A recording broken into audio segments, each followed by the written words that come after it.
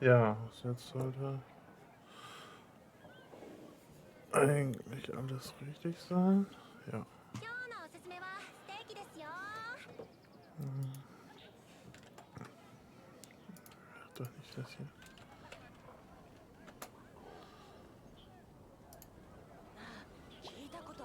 Gerutscht, weil.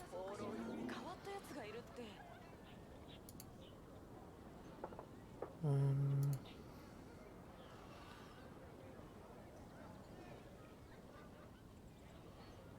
wie man hier den Kanal sieht.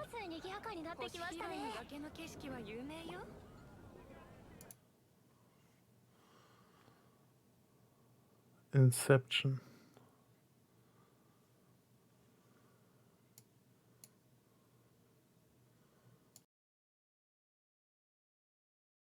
Inception.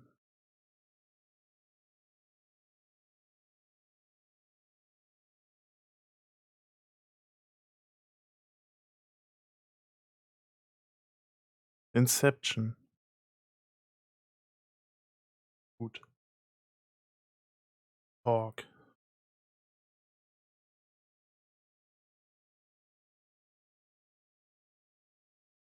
So. Dann, liebe Kinders, herzlich willkommen. Ich hoffe,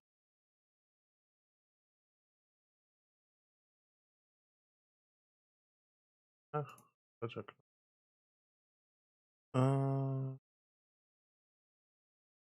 Gut. So, kommen wir einmal zu der Premiere. Heute ist ja das Special-Programm, wo einmal die neuen Inhalte vorgestellt werden. Und das wollte ich einmal mit hier gemeinsam gucken. Und dann zack. Und dann gibt's später also noch mal ein bisschen aufholen. Heute habe ich noch keine täglichen Missionen gemacht und den ganzen Scheiß. Ja, ja, ja. Aber bin gespannt, was uns hier erwartet. Ich habe ein bisschen von der chinesischen Version schon gesehen, aber da versteht ja keine Sau was, ne? Achso, ja, kein Chinesisch. So.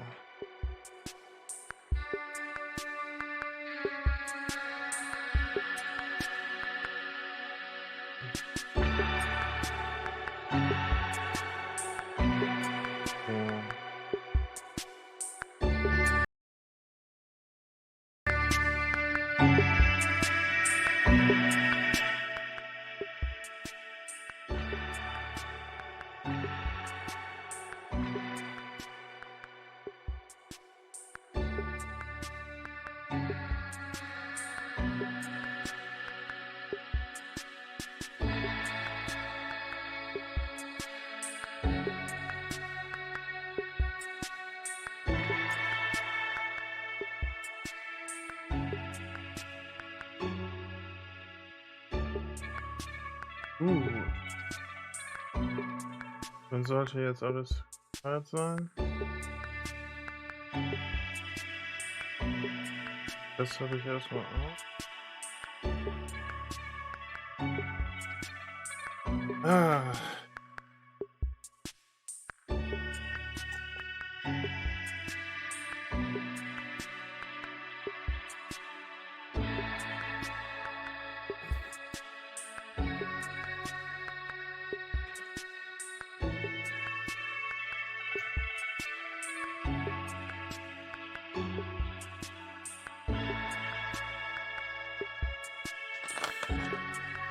20 minutes left. Aus. Ah.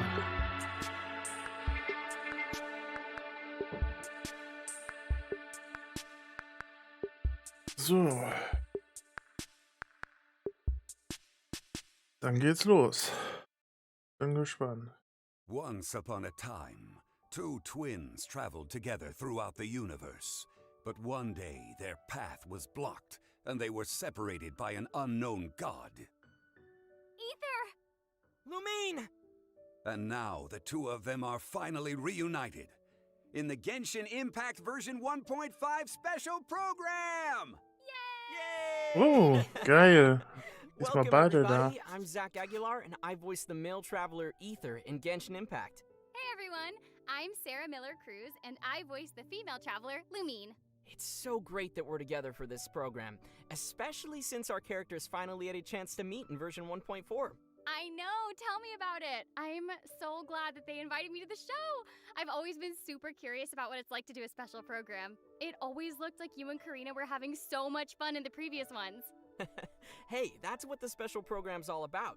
And today certainly won't be an exception, as we are joined by Keith Silverstein. Dun, dun, dun. Ooh, I like the trumpet there. Very nice. Hi, everybody. My name's Keith Silverstein, and I voice Zhongli, consultant for the Ich finde diesmal gut, dass Paimon nicht dabei ist. Nichts gegen die Voice-Actorin, Yes, aber Mr. Zhongli himself, war schon whose manchmal ein bisschen other anstrengend. is really Morax. That's right, the Geo-Archon, widely respected as Rex Lapis, the god of contracts himself.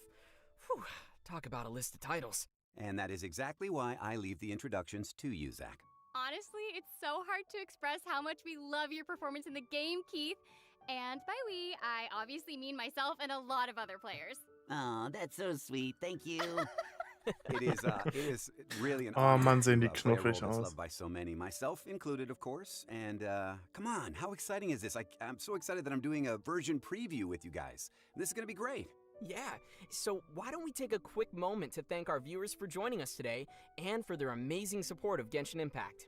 Thank you so much, everyone. Yes, big thank you to the entire Genshin Impact community. Thanks for your love and support. So, Keith, what do you think of Genshin Impact so far? Well, I mean, we all know it's an amazing game. I mean, right off the bat, it's beautiful. You know, the graphics, the character design, everything. But the thing that really has blown me away has really been just the fan base. Just that this game is so popular worldwide, and I mean, it's such an honor to be a part of something like that. Totally agree. I've loved interacting with the fan base myself, and currently I'm still on the grind. I just love the gameplay, the graphics are absolutely beautiful, and I also love playing the game on my phone whenever I can't get to my PC. Ja, Okay, Grafik hin so und here's her, the aber question, Zach. ein bisschen What have you mehr enjoyed the Content wäre most auch in schön. version Dann würden wir das 1.4 Spiel so mehr far? lieben. Ooh, you know, it's so Ach, tough ja. because I love all the mini games, but I think my favorite one is Ballads of Breeze. And I just love getting out my lyre too as I travel around Teyvat and play my random little songs, That sounds pretty cool. sharing my musical genius. Well, let's not go too far there, Zach. I mean, I'm sure you're Oh. good and all, but Und Chibi Yeah, I'm sure Hotaro you're ist so great. süß. Anyways, I believe many of Oh. our viewers are waiting to hear more about what's in store for version 1.5. So why don't we start things off with a quick overview? sounds great. Take it away, Zach. You got it. In version 1.5, we'll have some brand new characters, several cool new monsters, and various special events. We'll also have an all-new feature to explore. And as always, there will be some optimizations and adjustments to our overall gaming experience. Wow, very nice. Aside from all the new content, Genshin Impact is also having its native release for PlayStation 5 on April 28th, the same day version 1.5 comes online, so that's definitely exciting. Totally. It's great news for our PlayStation 5 players out there. Yeah, we'll get a first glimpse of version 1.5 from the trailer. Wann kommt mal But das before we für get die to that, Switch? I'd like to remind our viewers that we'll be giving away redemption codes throughout the stream. In Ja, auch terms mal of lange. Primo Dann Zeit, dass Gems, das für die we Switch have rauskommt. Primo Gems. Yeah, and just remember that they might appear at any time during the show, so be sure to stick around for those. Okay, now let's take a first look at the official trailer for Genshin Impact version 1.5, Beneath the Light of Jadeite.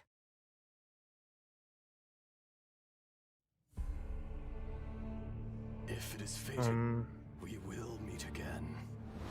Falls jemand von euch schon mal die Codes haben will und noch nicht gesehen hat, It must have been about 4 or 5 days ago. There were a few men who came through here carrying baskets and picks. I guess that could have been them. And there was a child staggering in front of them. die 3 Stück sind, dass sie waren, lassen sich auch im Internet finden. Gibt 300 Urgesteine, wie üblich. The enraged earth will not absolve you! Holy shit, was ist das für ein Viech? Stand upon your tomb. Holy moly. Quake! There is a fine line between good and evil. This is order. It was humanity that attacked the ley lines that sustained me. So here lies the wisdom of the gods. To dust! Hey, wait a minute. Does this count as martial arts? Ready for trial. Jan Fei.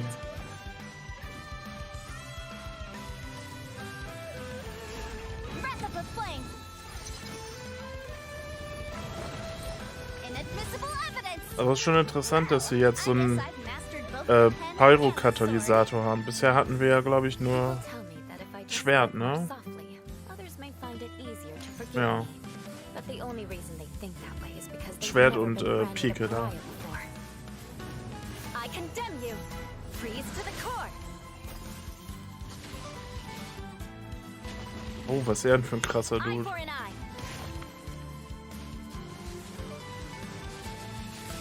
Vengeance will be mine. Sie ist auch ganz süß.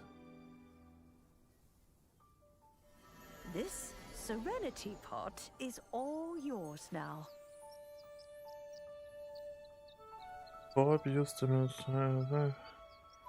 features for the single player under You development. needn't worry about that. Serenity. I've already arranged for a certain little helper to await you within this teapot. She will explain everything you need to know about it. Hä? Baut man sich da jetzt eine eigene Welt zusammen oder ist das so ein...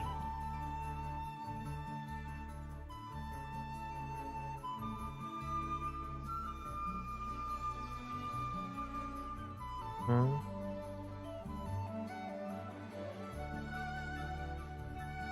Oh, es sieht richtig nice aus. Ganyu mal wieder am Pennen.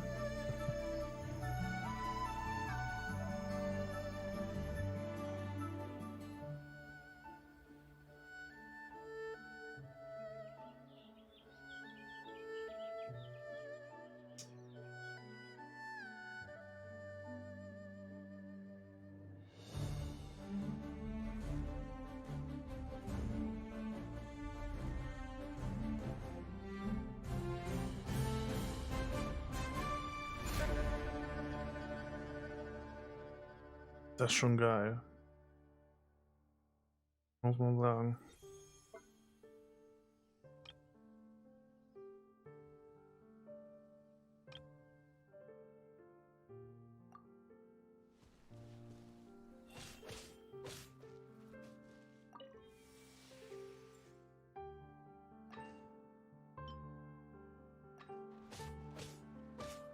Hm.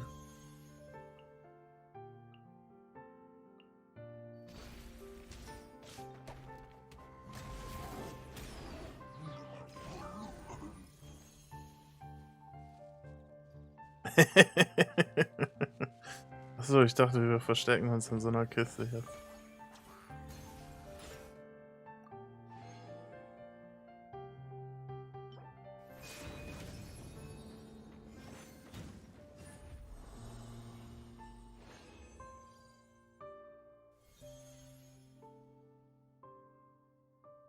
Ah, wir kriegen Diona in dem Hangout-Event, das ist auch eine neue Artefakte. Wird auch langsam mal Zeit.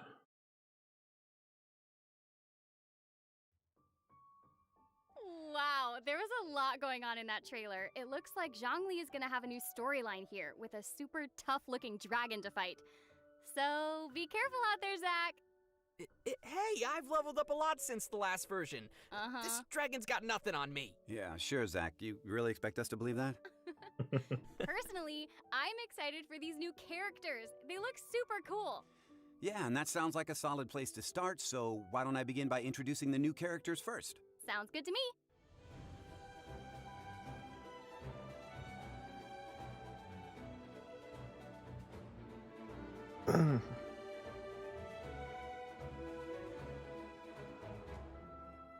Die Leute haben aber auch irgendwie einen Knick irgendwie hier für Strapse, oder? Irgendwie gefühlt jedes Mädel trägt irgendwie Straps. Ah.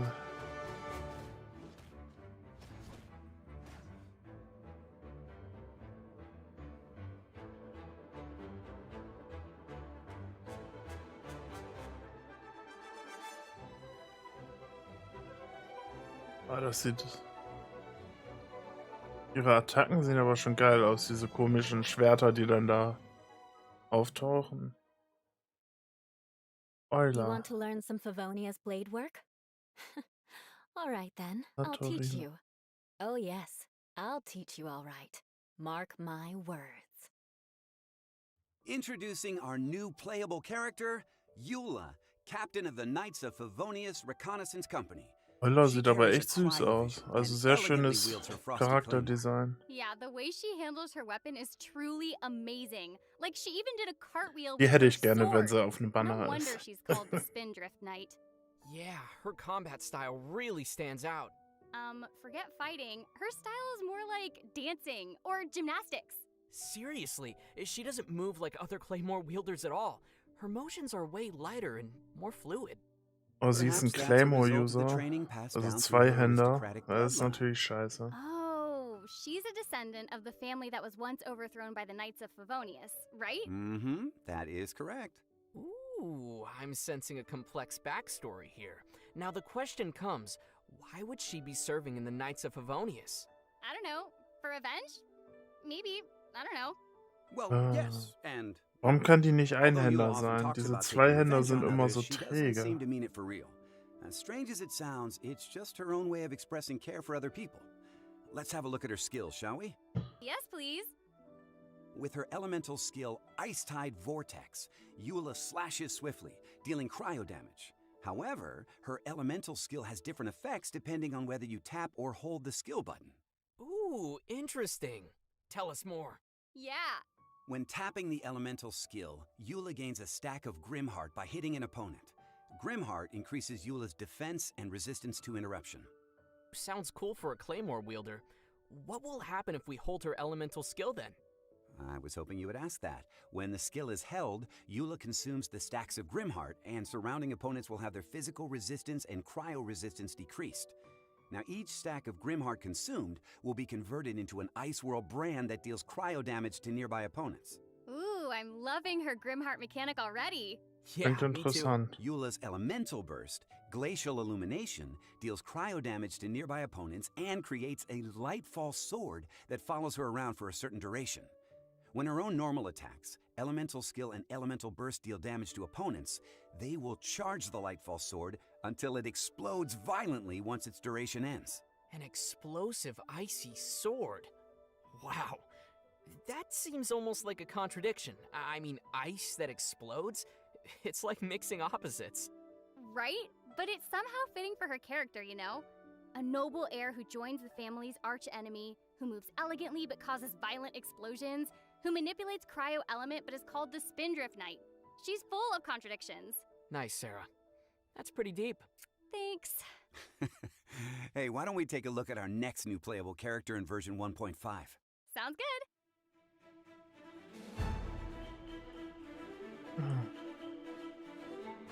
Wie war der Name noch? Yunfei? Yufei?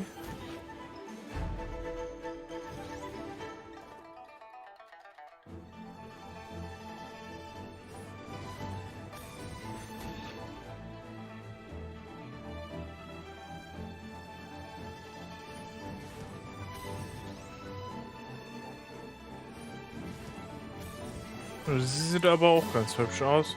Also so vom Design her.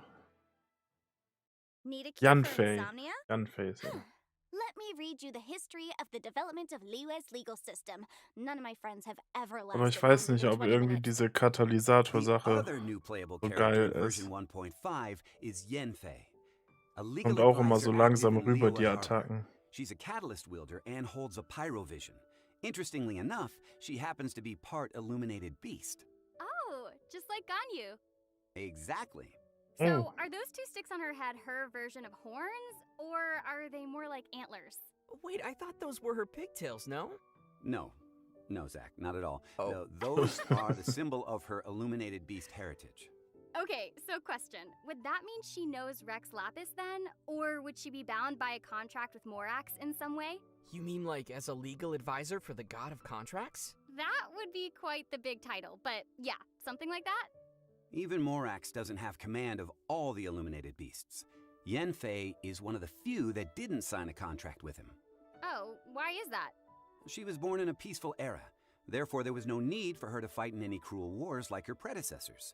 Interestingly, as a free illuminated beast, she's put herself in a profession where her job is to interpret laws and help others deal with conflicts and disputes. Okay, so her work is all related to contracts, right? Because I know I saw some sort of gigantic pyro stamp slamming down when she attacks. You know, like the kind of thing you'd see used to stamp a contract? Mm-hmm, you are correct.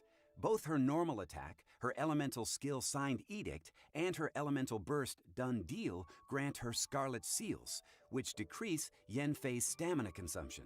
But these scarlet seals are not the big seal you saw. Oh, so the scarlet seals must have been all those little red markings floating around her. That's right. When she uses her charged attack, Yenfei consumes all scarlet seals, which in turn increase her charged attack's area of effect and damage. Oh, so that's what I saw.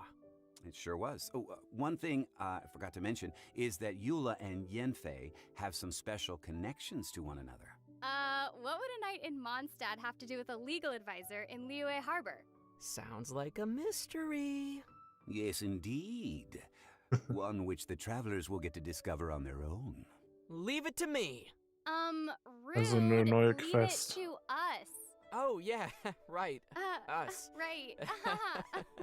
Oh, you two. And that's all the latest we have on the new characters. Wait a minute, didn't you forget something? I don't think so. You know, I have a pretty good memory, Zach. Zach was gonna ask where we'll get to pull these adorable new characters from, right? Yeah. Oh, we'll get to that, all in good time. Right now seems to be a good time for us to give away our first redemption code. Oh, now? Like I said, you never know when they'll appear. Precisely. The first code will be unearthed in 3, 2, 1. Ah ja, das ist der zweite dann.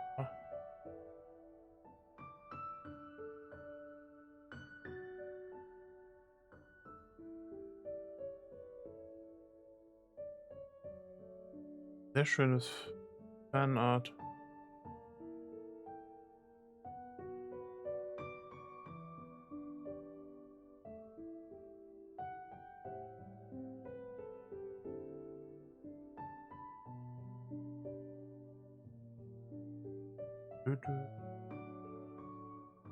Aber neue Charaktere sehen soweit schon mal ganz nett aus. Wobei mir nicht ganz irgendwie gefällt, welche Waffen die jetzt nutzen. Bei den Katalysatoren ist halt auch irgendwie wirklich immer so... sind immer so scheißen langsam. Genau wie die Claymore, also die Zweihänder-User It seems only fitting to collect some rewards before we talk about event wishes in version 1.5. Naja, Yeah. weiter geht's. All right. I know you guys are anxious to hear more. Yeah. In version 1.5, the two 5-star characters Zhongli and Eula will appear successively in their own separate event wishes. Many of the players have been waiting for Zhongli's return, and it's finally happening! The players have been waiting. I've been waiting. Okay, to elaborate, Yenfei will be featured in Zhongli's event wish, Gentry of Hermitage. The exact dates and durations for the event wishes will be officially announced later. Aside from the new characters, a new 5-star weapon and 2 sets of new artifacts will also be released in version 1.5. Ooh, very cool. Meinst du, das wird That new bestimmt für Claymore Euler looks eine pretty Waffe ornate. sein? It sort of reminds me of the 5-star bow Elegy for the End from version 1.4. Oh, good observation. Now, this new 5-star claymore is called Song of Broken Pines, and it has a physical damage bonus. It has quite a poetic name, too. I wonder if it belongs to the same series as Elegy for the End. Sehen gar nicht so verkehrt aus, die Perhaps. And Artefakte. there may even be a hidden story behind sind sogar alles Ooh, 5-Sterne-Dinger. already feel a story coming! You know, whenever Keith even mentions the word story, I just want to break out the popcorn. I know exactly what you mean. Let me guess, it's a very epic and long story. Ah, yes, a very long story. You guys really have big imaginations, you know that? Look, aside from the weapons, there will be 2 sets of new artifacts for players to collect. Tenacity of the Millilith and Pale Flame. Ooh, awesome. Where can we get them? If past updates are any indication, my bet would be that they'll be in a new domain. And that is correct. The new domain, Ridgewatch, will be available to travelers after the version update. Now, it's located in the mountainous area that connects Mondstadt and Liyue.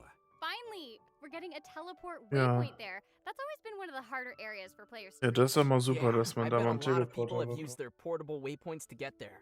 Now we can save those for some other places. Now, in addition to the new gear, some new storylines will be released too. After the version 1.5 update, Diona's Hangout event and Act 2 of Noelle's Hangout event will be available for players to enjoy.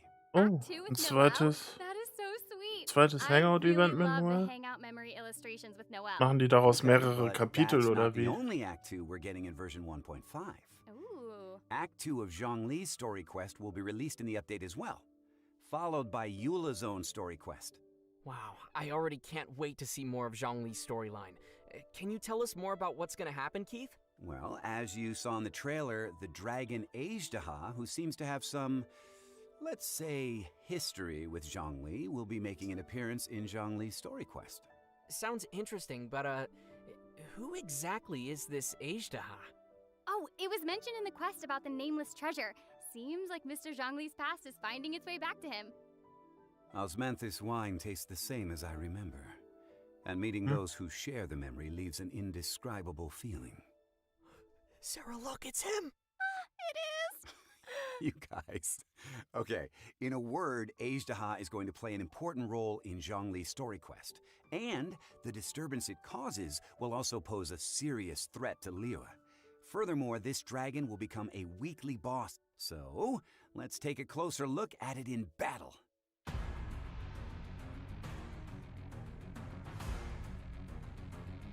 Uiuiui.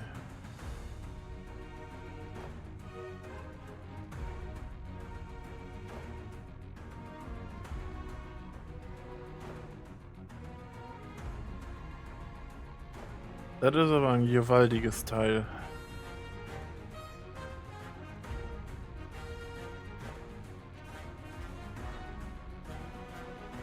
Bestimmt Daddy Geo. Teil von dem anderen da hinten.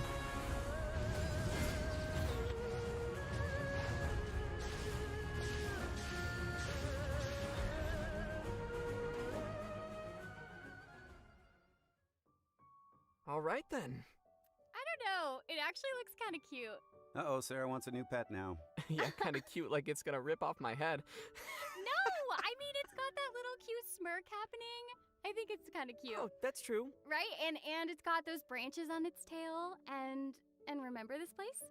Was? There was a girl standing under a tree, mumbling about the awakening of some most Ashtaha? awe-inspiring individual. Ashtaha? Remember? Oh, right. Yeah, so Komischer she Name. was talking about Ajdaha. She Ashtaha. was. Beneath the tree, or as it's called, the Oder dragon, Ashtaha. is the cavern where Vermutlich, je Ajdaha nachdem. was sealed away. This new monster reminds me of Geobishops. Absolutely. They have plenty of similar traits. As a boss, Ajdaha can change its element, hence the different colors you see on its body. It seems like when it switches its element, the surroundings and the domain change too. Ah, looks like there will be a variety of conditions for us to deal with. Ooh, Kann er you das jetzt excited während for des that? Kampfs ändern oder ist Well, der with all the lessons I've learned from fighting pro Kampf Geobishops, anders? I'm confident that I can crush this Lord of Bishops. Good luck, Zach. You're the man. Okay, the next new monster we're about to meet will be a new member of the hypostasis family, the cryohypostasis. Let's see it in action.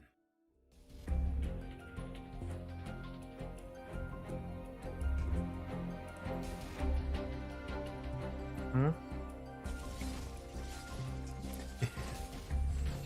Ach, Klee, wie Klee da einfach so rumläuft.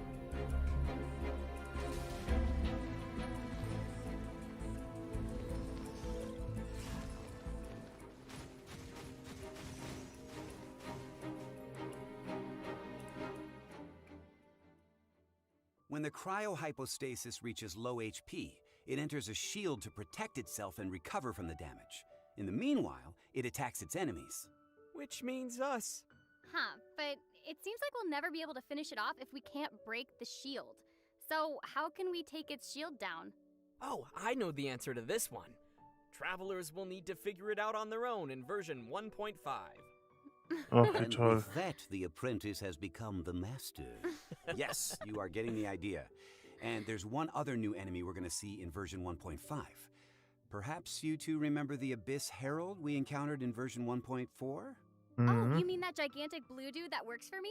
Well, technically, he would be my gigantic blue dude if you are the traveler. Oh, okay, sorry. Seriously, do you guys bicker about everything? Yes? Anyway, it turns out that another one of the Abyss Order's elite monsters will be making a debut in version 1.5, the Abyss Lector. Let's take a look, shall we?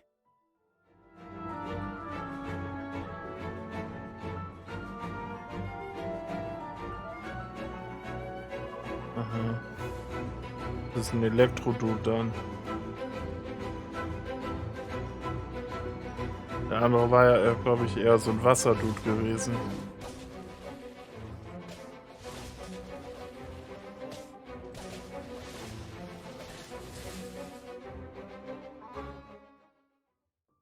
Okay, one thing to be noted is that some of the Abyss Lector's attacks will decrease characters' elemental energy once they hit their opponents.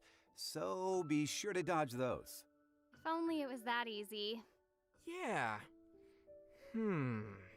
Okay, all right, Zach, I know you well enough. What are you thinking about over there? Well, the Abyss Herald we met before was like an assassin, whereas this Abyss Lector we see now seems more like a mage. The Herald could manipulate the Hydro element, while the Lector manipulates the Electro element. Now that I think about it, what if I could put them on my team? Well, I mean, yeah, practically speaking, that would make a very good team. Well, that could be what the lost sibling was thinking. I'm sure the lost sibling said, I will have order. and now we have the Abyss Order! Well, that's everything we have for our new monsters. So next, we will get a peek of an all-new permanent feature called Serena Teapot, which will be available starting in version 1.5. Zach, I'll leave this part to you.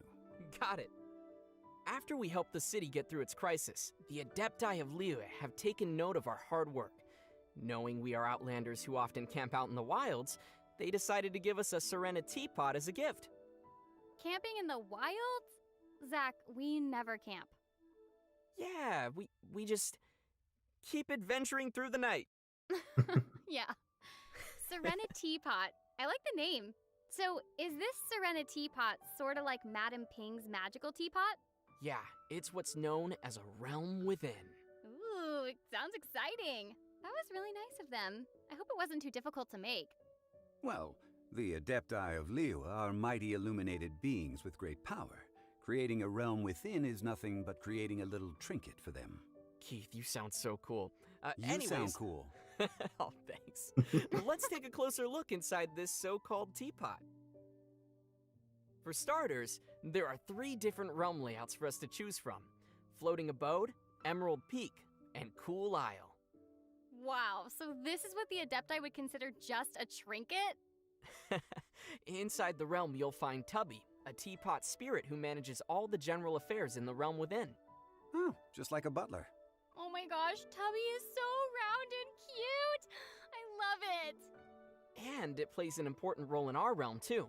When we raise its trust rank, it will give us some rewards and unlock new features for our realm. Cool. For example, the 3 different realm layouts. We'll have to increase our trust rank if we want to unlock them all. Okay, so question. If I rub Tubby, will it grant me 3 wishes? What are you talking about? Tubby's not a genie. Okay. I was just thinking, magic lamp, magic teapot. So anyway, how do we increase trust rank with Tubby then? Whenever we create new furnishings, Tubby's trust increases. Moreover, with the help of the teapot spirit, we'll collect various blueprints from different sources. Once we've collected the necessary materials for creating furnishings, we can make those furnishings in the Serena Teapot and use them to decorate our home. Oh, so Of course, kann man we mal can ein paar also der buy scheiß some Brocken furnishings directly loswerden. from Tubby. Good. I'd like an ornate glazed lily patterned incense burner. Really? That's a super specific choice. Well, I'm a super specific guy. Anyway, Aber this Serena cool. Teapot will be a large personal realm that players may manage. They can take their time considering how to decorate the space and can fill it with the things they like to make it feel like home. I see. Okay, then let's prepare some radiant grade Noctilucus jade for starters. Okay, first of all, your standard of home is way too high. And that's wrong because... I mean, you know what? You do you. You do you. Yeah, totally. Well, if we are short of any practical decoration ideas, we can also apply to enter our friends' realms for some inspiration. We can just stop by for a visit and snap some nice photos. Ooh, that means we can throw parties in our personal realms. That'll be so fun. Are you gonna put me on your ultra exclusive guest list, Zach? Oh, cool. Nope. Zach! Just kidding. You know, we're going from roughing it in the wild to luxurious house parties. I'm really excited for this one. Yeah, and the realms seem very large, too. Large Ooh. enough to unleash your imagination. Yeah, we can create views outside the house and arrange the layouts of furnishings. And as we put more furnishings into the Serena teapot, our adeptal energy increases, enabling the realm to produce more realm currency. So more furnishings increase adeptal energy. I like the sound of that. I knew you'd like that. So with this new realm currency you mentioned comes a new way of exchanging it, I suppose? That's right. We can exchange realm currency for a variety of materials and rewards. And sometimes a teapot ist ein traveling salesman Trensetrain. carrying realm treasures might appear. So be sure to check it out. Noted. Scheiße, du kannst dir There's Runde already holen? a lot on everyone's to-do list for this feature. Und And there Katze. might be even more to come in the future. Let's wait and see what the Serena teapot holds for us in Krass. store together. I will, and in the meantime, I will stuff my realm with satisfying furnishings. All right, just please don't make Tubby work too hard. I won't, and as always, Ooh. I'm sure the travelers will cover my expenses. Huh? Wait a minute. What? Can we even afford that? Well, I mean, with the two of you together, you might be able to cover it. I don't have I any. don't think so. Okay, I'm just kidding. You should have seen your faces right then. Anyways, that's all the news we have for the upcoming Serena Teapot feature. Ooh, In the ooh, next ooh. section, we'll get to learn about some exciting events that will be exclusive to version 1.5. But now, it seems about time to give away our second redemption code. Yeah, more rewards.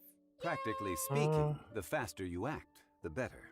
Goodies Wird irgendwie gerade ein inbound bisschen in schwammig, 3, das Video bei 2, mir. 1.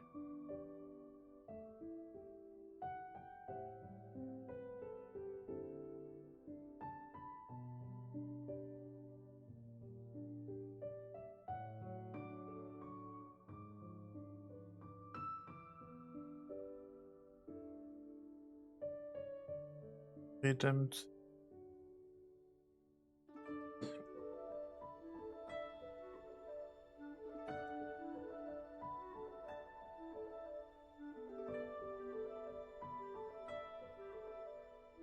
Aber soweit, also dieses Einrichtungsding, eigene Welt, eigenes Häuslein bauen, schon eine geile Sache. Quasi, wir haben jetzt also quasi so eine Art Animal Crossing mit reingeworfen. Auch nicht schlecht, wird man ein paar Stunden für benötigen, das mal alles zu machen. Bin gespannt. Welcome back, adventurers. It's time to unveil the special events coming in version 1.5.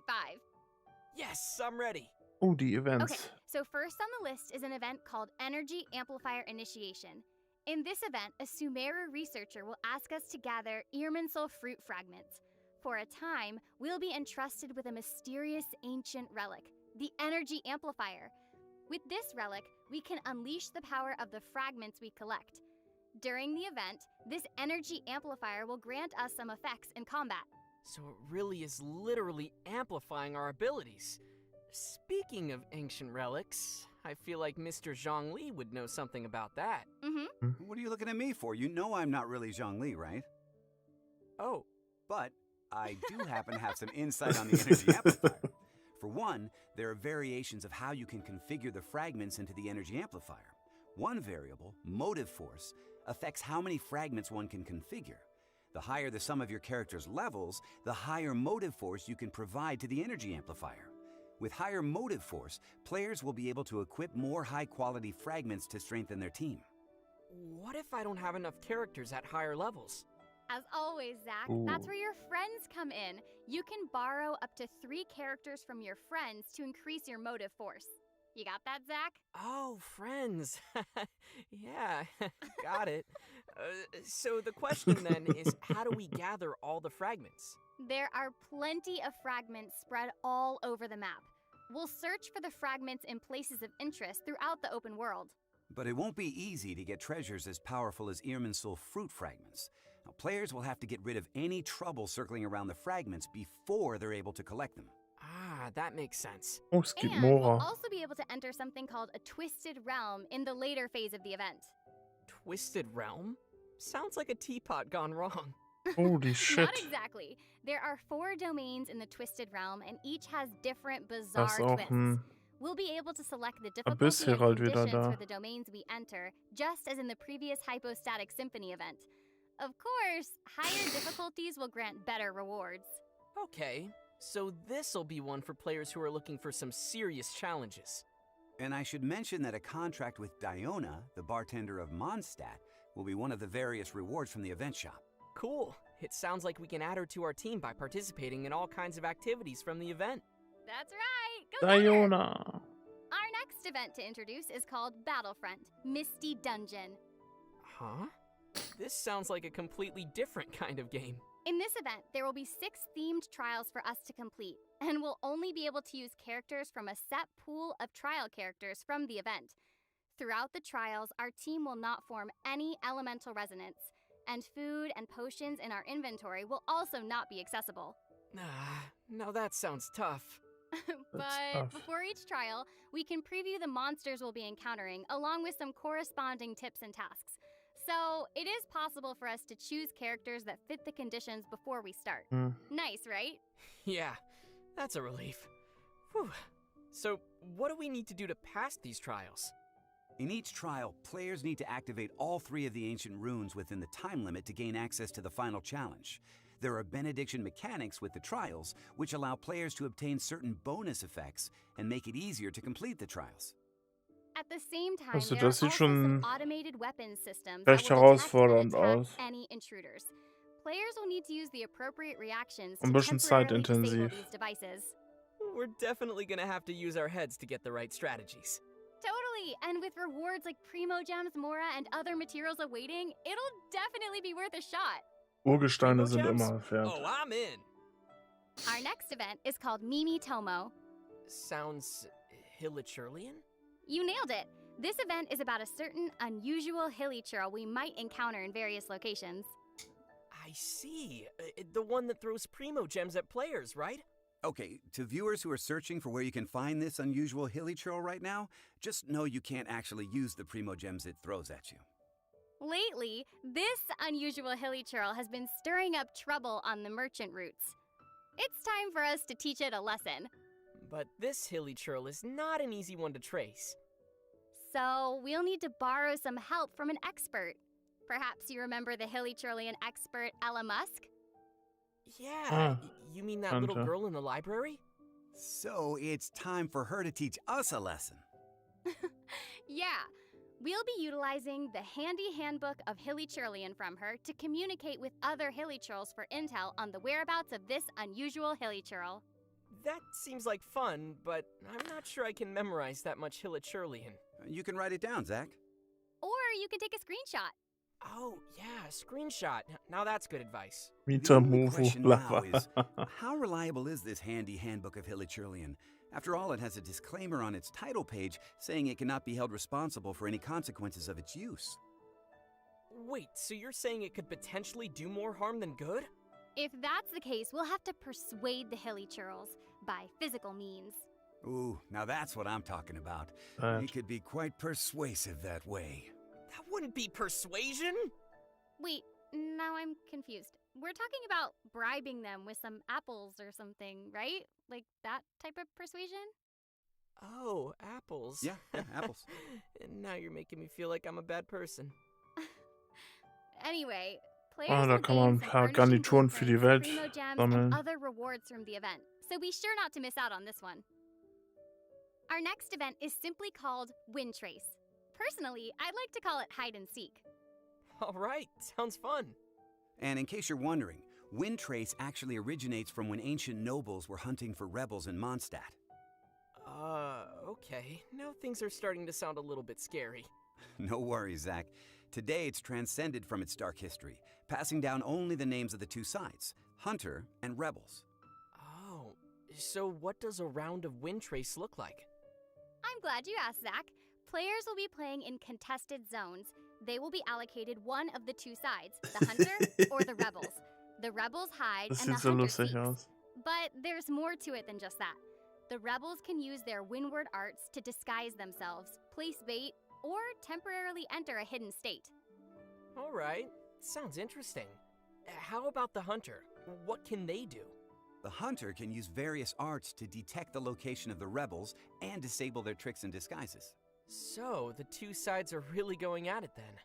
Yeah, and during the game, favors will descend upon the area at random, and both sides can pick up these favors to help charge up their own so-called secret favor. There are 5 contested zones in the open world, so those who are familiar with all the areas and terrain will have some advantages. Good news for those treasure chest hunters out there. Yeah. Players will obtain Wind Trace coins from the event and unlock a variety of rewards, including a Wind Trace-themed name card. But if you play the game in co-op mode with your friends, or if you've already reached the daily limit of obtainable Wind Trace coins, then you won't be able to gain any more. Ah, I see. I hope you'll all enjoy this little game. Our final event is called Overflowing Mastery. We had Leyline Overflow before, right? Das sieht nach That's right. Talentbüchern aus. Only this time, we will have doubled talent level up materials.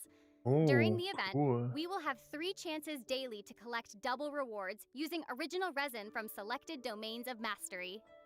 If I'm not mistaken, this is the first time we'll have an event that doubles talent level up materials. That's huge. Exactly. So if you need to grind for talent level up materials, this will be your chance. I bet everybody's gonna love that.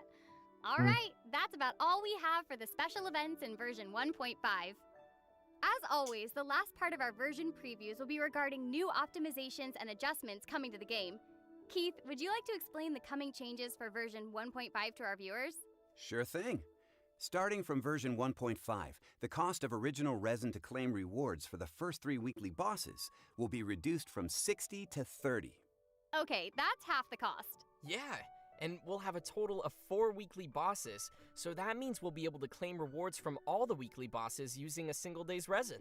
And we'll even have 10 original resin left over.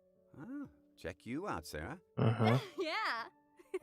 Next, Cool. after the version update, character companionship experience gained while playing in team with other players in co-op mode will be doubled.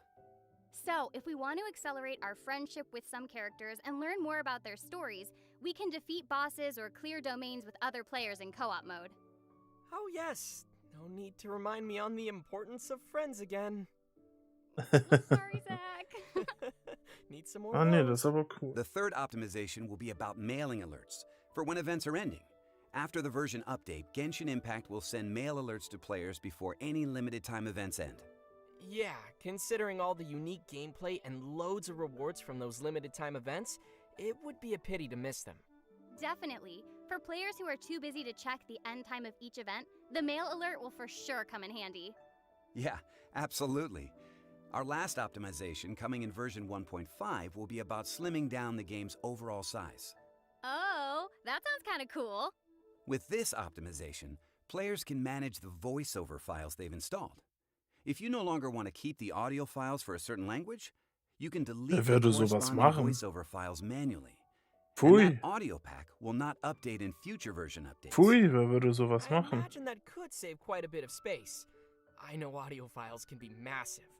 Aw, but what if they decide to delete the English voiceovers? No, don't delete us, please! Don't you want to hear more of me? No. Well, there's not much of us in there anyway. Oh, well, okay, yeah. I guess it doesn't hurt that much when you put it that way. No, it does hurt because Zhongli has a lot to say. So please keep the English files. No. If you like us, then please keep the English voiceovers, everyone. No. And on that note, it's time to release Ich the bleib third bei redemption Japanisch. code to our loyal viewers. Yay! Are you ready? 3, 2, 1, go! Ah ja, das ist der letzte Code.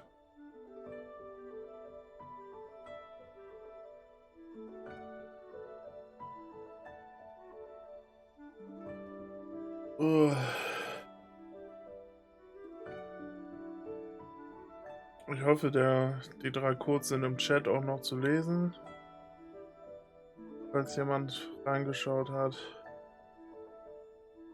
Da sind noch alle 3 einmal aufgelistet, dann braucht man das ja nicht abschreiben, oder? Im Internet sind die ja auch eh schon längst zu finden.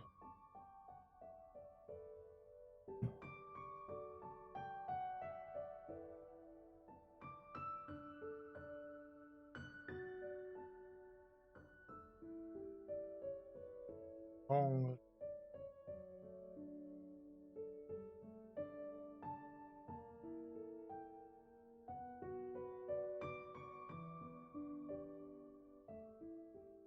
Well, I hope everyone has caught all the codes. And I think it's about time to wrap up the show. Whew, time really flew by. Yeah, I know, right? How did you like your first special program, Sarah? I've loved being here with you guys. Ging ja It's jetzt so echt schon gut eine special and Stunde. fun. Plus, the Krass. twins got to be reunited, even if it was only for a little bit. I really hope that they'll invite me for more special programs in the future because this was super fun. Yeah, I hope so too. And how about you, Keith? How did you like doing the special program? Are you kidding? I love this. I mean, what's better than being able to make all of these announcements? I mean, everyone's so hyped to find out what's in store, and we get to be the people to share that with them, so it's amazing. Plus, I am looking forward to spending quite a bit of time in the Serena Teapot. Yeah, me too. All right, thanks for watching the Genshin Impact version 1.5 special program, everyone. And I hope you all have fun in your teapots. Bye, everybody. See you in version 1.5. Thanks for tuning in, everyone. Take care. Bye. Bye. Are you still there? Yes! I was hoping you'd still be there because we have an extra special surprise for you. Check this out.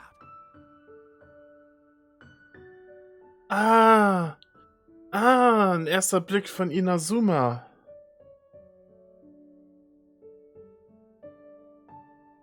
Geil.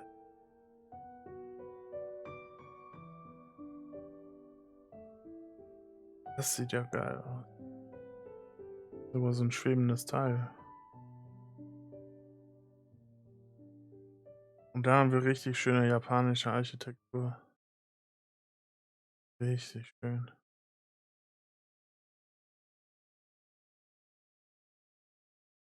Oh. So. Das war's dann wohl. Von dem erstmal.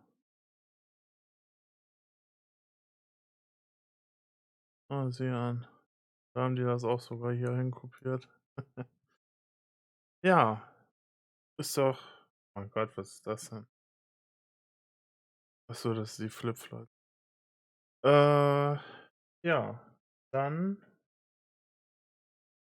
nichts wie weg von dem Browser hier. Und jetzt mal zurück zu Genshin, ne?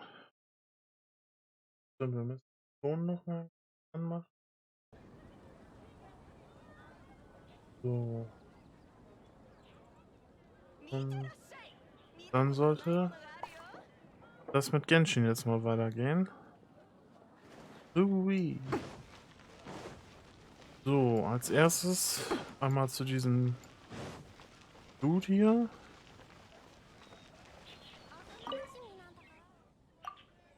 Bla bla bla. Ja.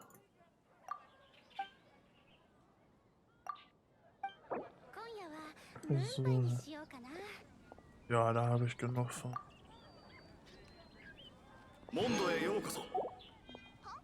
So.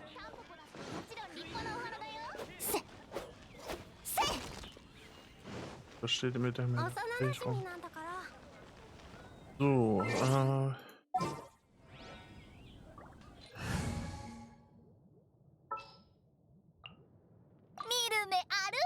Mirume Aru. So. Timmy.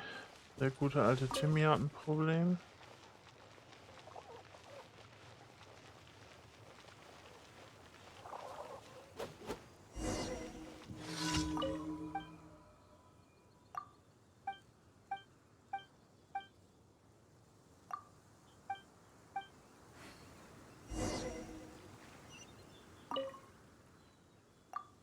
Kriegt er hier sein Weizen.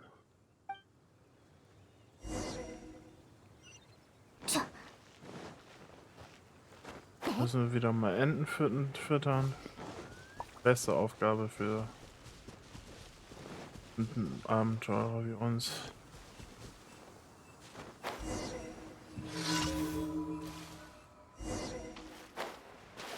So, wir zurück zu Timmy.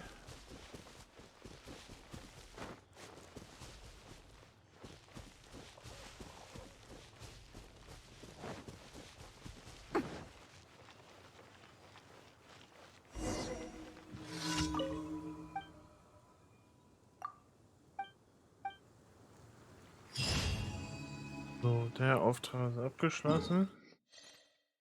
Dann, wo ist denn der andere? Einmal das Auge des Sturms kaputt machen.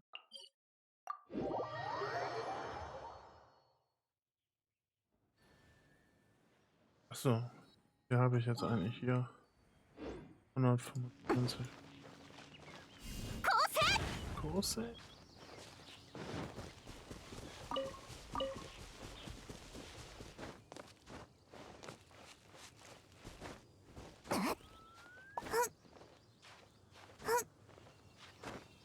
So.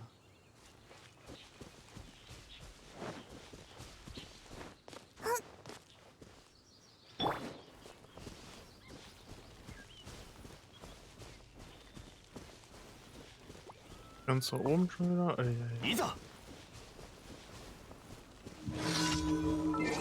Wir müssen einen Bogenschützen. 仕事の時間ですか？ So, wo ist das Vieh jetzt? Ja. 剣女盤石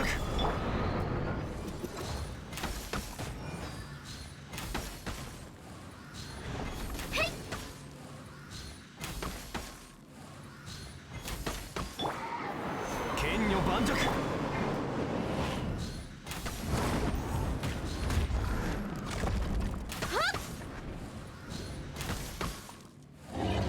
Also mit Zhonglis Schild ist ja vieles einfach irgendwie Kindergarten. Was ich sehr begrüße.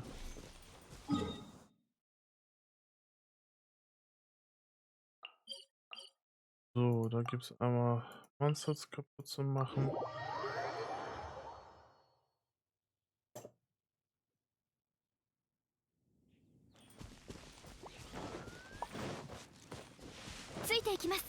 Sweetie gemacht.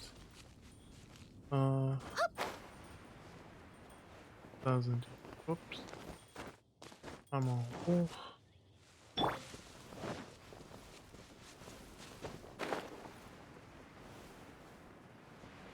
Gucken, wo der Schlimmste ist.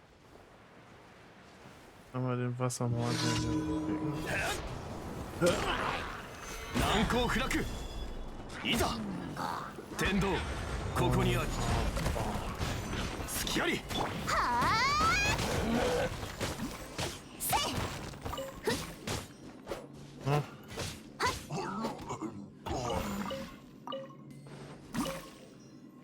Was ist da hinten?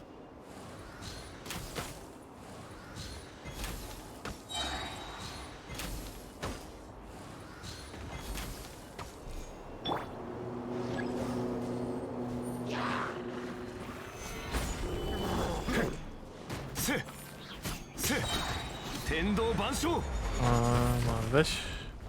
Dann bleibt, glaube ich, nur noch der übrig. 剣女盤石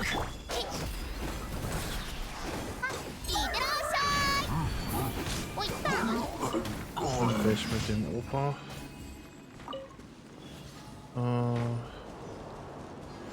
Ich hier noch mal drin. Scheinbar nicht mehr. So, und... Ach du liebes Bild.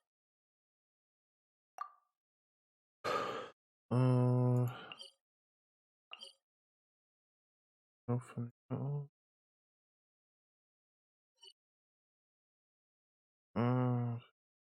Die Wie schön wird das sein, wenn hier irgendwo der neue Tempel ist.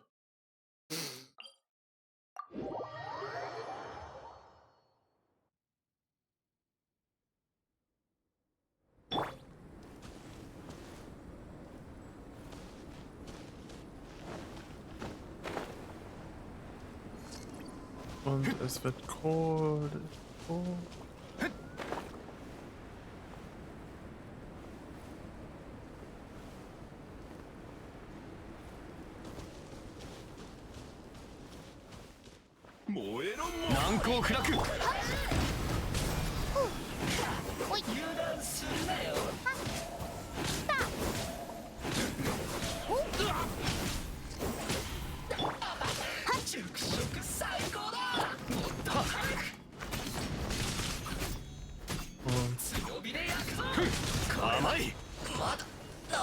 Kannst du dir sparen?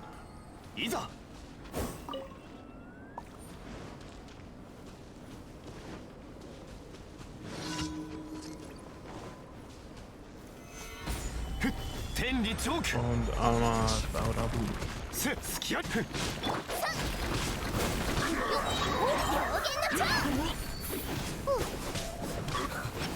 Auch den Elektrovogel hier. Und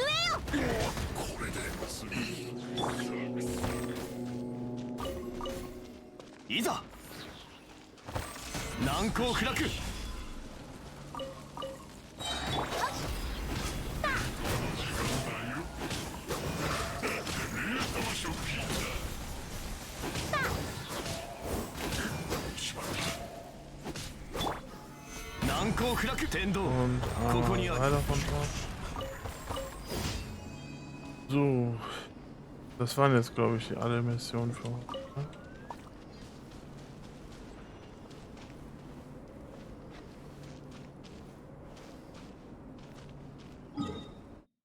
Ah ja, genau, gut.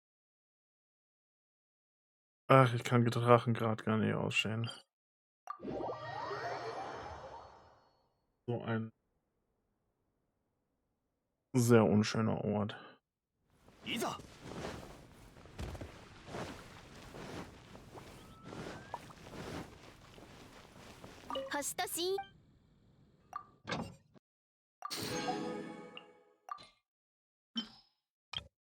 Mal wieder alles einsammeln.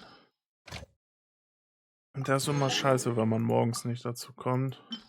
Dann verlängert sich das alles immer so ekelhaft. So, Kaya.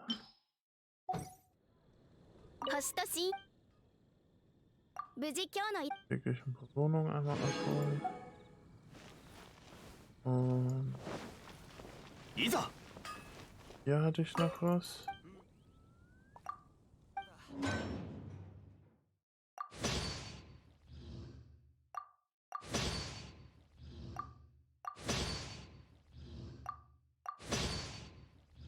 Zack.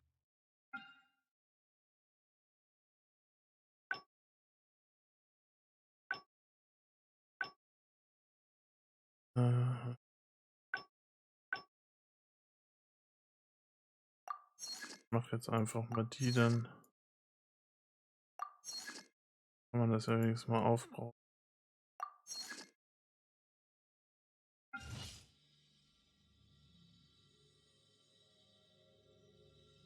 Dauert jetzt erstmal 10 Minuten. Oder so.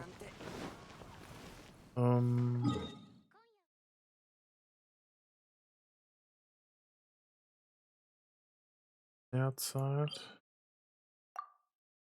sollte ich mich mal kurz um den Vogel da kümmern. Wir brauchen wieder ein paar Aufstiegsmaterialien.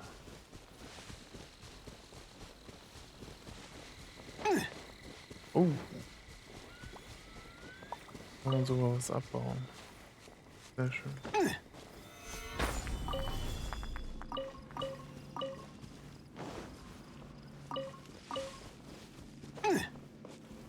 Oben noch was?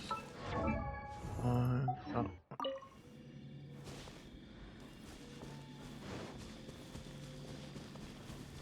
Nee, ich muss andere sagen.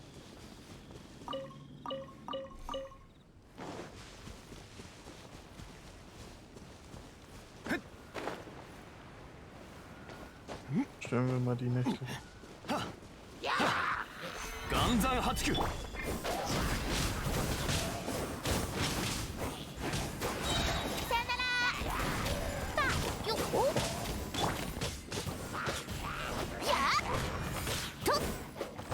So. Ach, da ist noch einer übrig geblieben.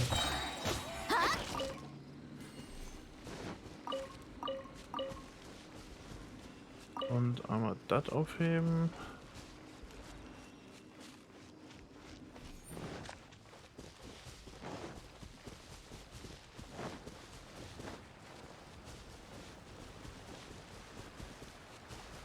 Das sind nur einfache Brocken. Von denen will ich nichts.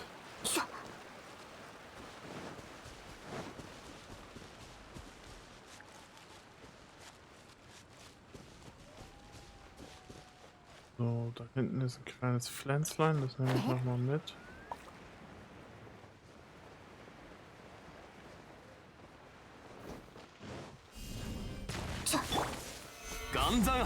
Ja.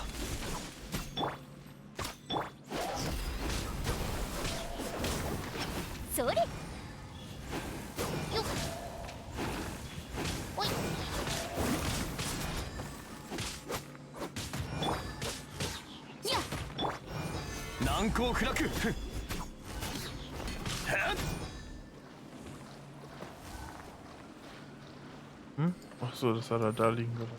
Ja.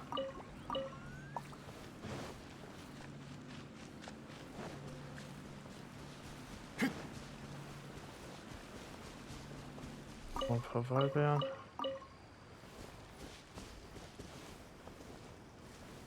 Ist das nicht spooky? Hier geht's nicht mehr weiter.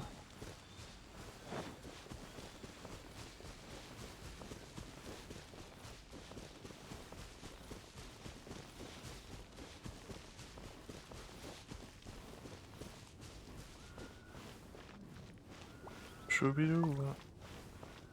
Scheiße. Kenyo Banjak. Tendo, ここにあり。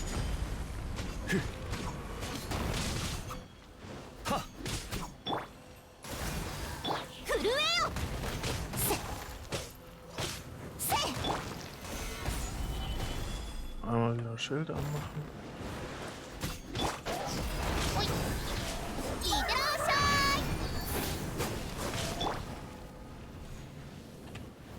Kenyo Banjak.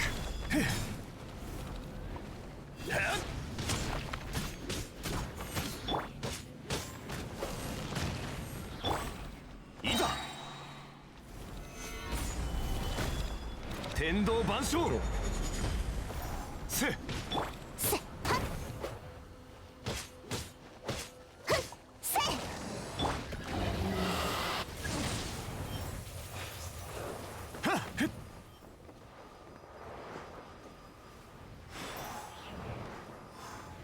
Das.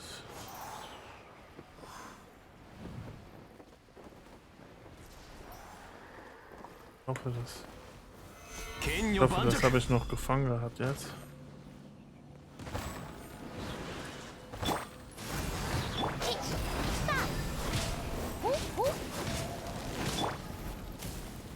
Kenyo Banjak. Se, se.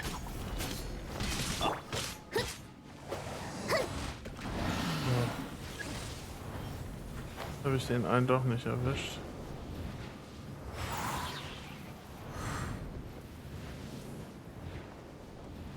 Ach ja.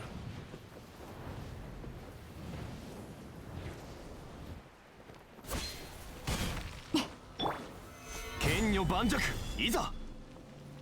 Na, komm her.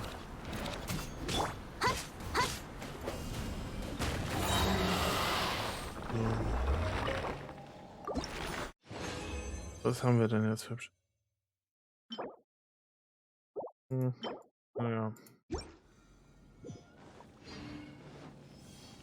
So. Da wir auch schon mal hier sind.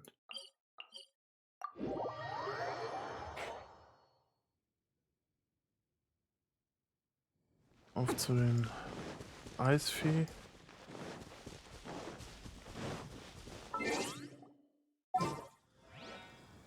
Bam, bam, bam.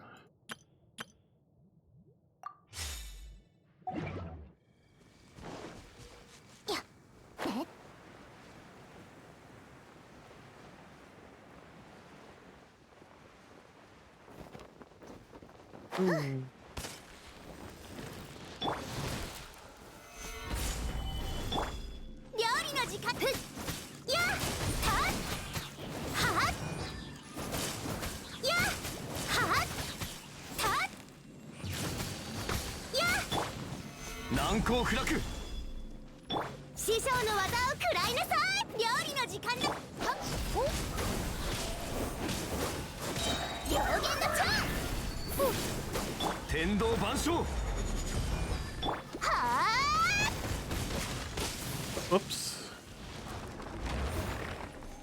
Und schon erledigt. Oh, war ein 5-Sterne-Ding. Ja. Ja, gut, kann man machen, wegen der Verteidigung natürlich scheiße, aber 3 Eisdinger, das.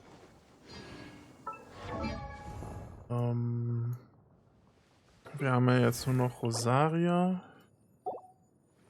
und Jongjong. Das beide brauchen. So. Fische, da haben wir sowieso alles schon. Bei Noel könnte man ja noch das machen.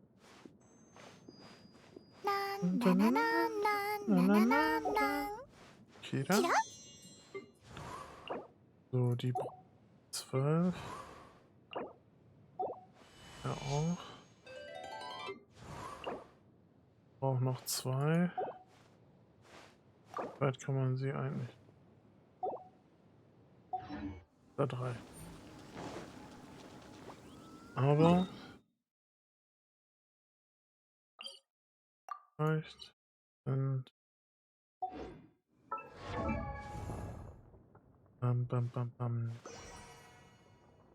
Ich wollte B drücken. Okay, ich habe. Das heißt, ich kann das jetzt nur noch einmal herstellen. Auch sehr schade.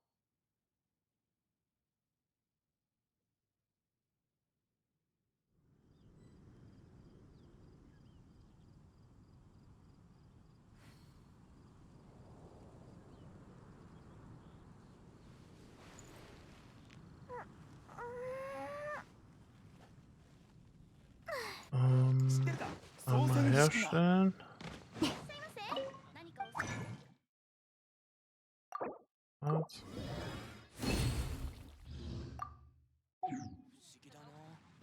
So, dann ist das Ganze wieder leer. Leer, leer. Achso, ne, habe ich schon.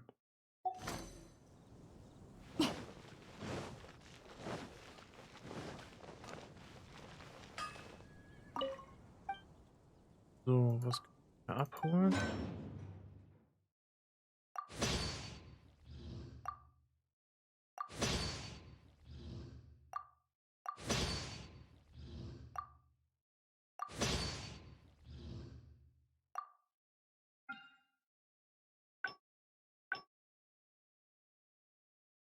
Das.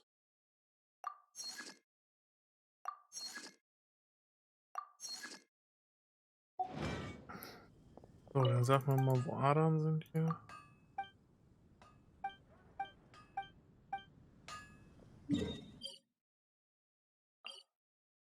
Dann gehen wir nochmal auf die Halle fahren. Ich glaube, ich muss mal ein paar Geodrachen vermöbeln.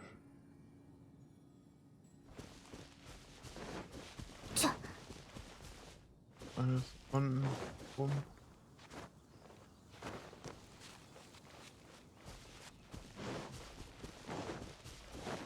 Wenn man einmal sowas gesehen hat, sammelt man gleich das lieber ein. Ach, dieses Spiel, das ist pure Ablenkung. Wie, sind keine Monster hier heute?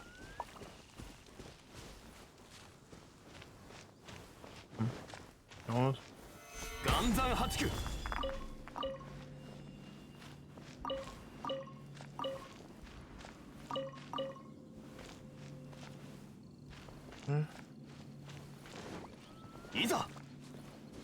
Wieso? Ich bin ja sehr gespannt, was jetzt bei der zweiten Akron-Quest von Zhongli dann so passiert. Da soll ja dieser Dino-Opi dabei sein. Aber wäre auch schon cool, wenn man noch ein bisschen mehr Story bekommt. Weil das letzte, als Hotaru und Sora sich mal wieder getroffen haben, das war ja schon mega spitze. Das zu überbieten ist ja schon ein bisschen schwierig. Aber nicht gänzlich unmöglich. Ich hoffe, das wird nicht so ganz Enttäuschung.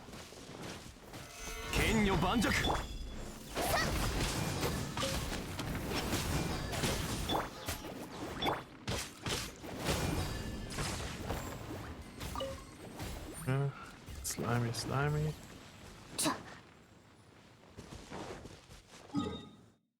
So, und dann war hier noch was.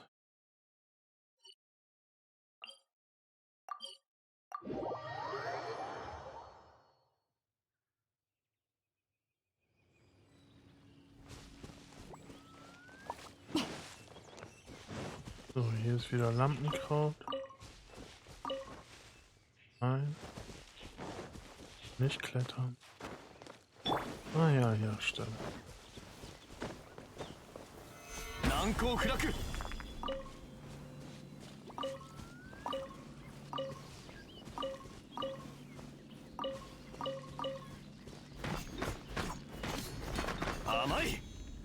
Hi.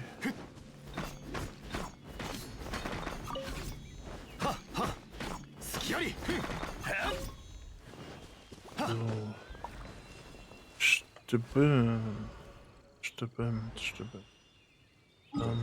Mal gucken, ob hier noch irgendwas war jetzt.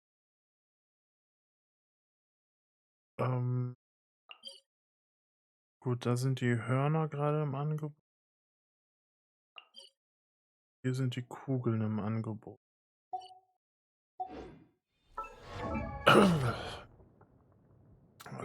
Auf was müssen sich meine Waffen jetzt eigentlich konzentrieren? Die Dinger gibt es erst morgen. Okay. Ja.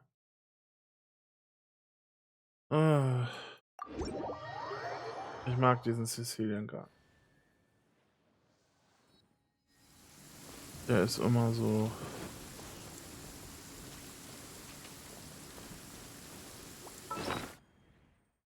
anstrengend.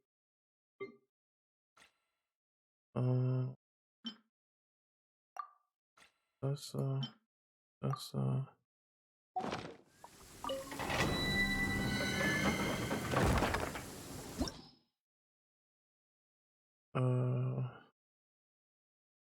ich wüsste gar nicht, wozu man das so braucht.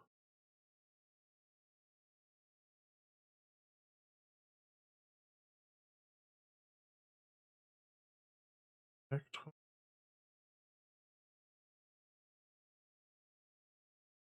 Eis kann ich letztlich noch ein bisschen verstehen, aber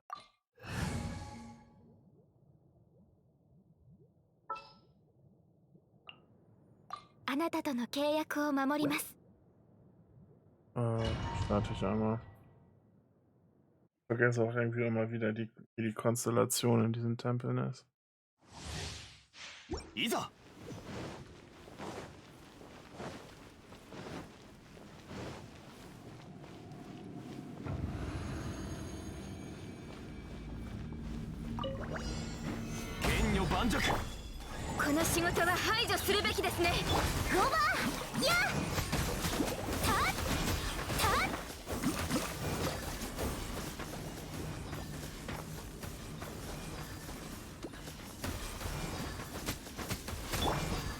難攻不落天理チョークやっ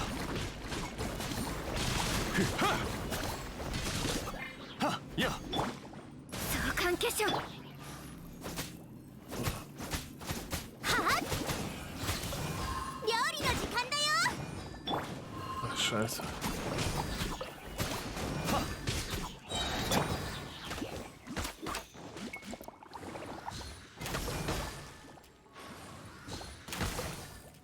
Und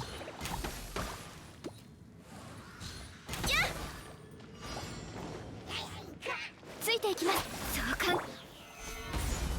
so. この仕事は排除するべきですね料理の時間だよ話が通じないならただはっやっはっふっやっふっ Wo ist denn der da? やっ天道万象はっ隙ありはっ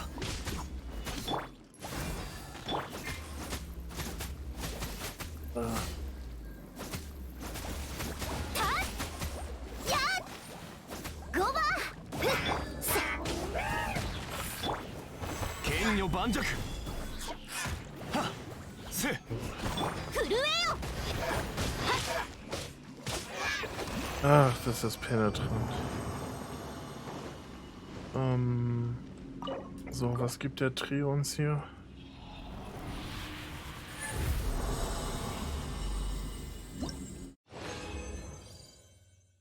Natürlich. Warum sollte er auch was anderes geben? Wäre ja zu viel verlangt.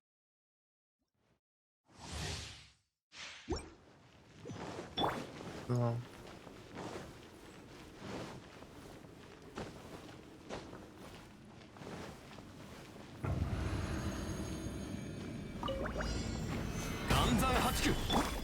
相関化粧天道ここにあり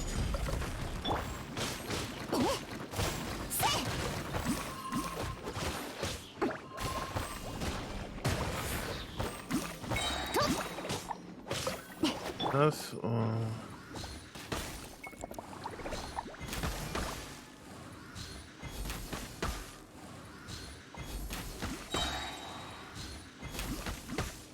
Um Himmels Willen, ey. Warum sind die Angriffe so schwach?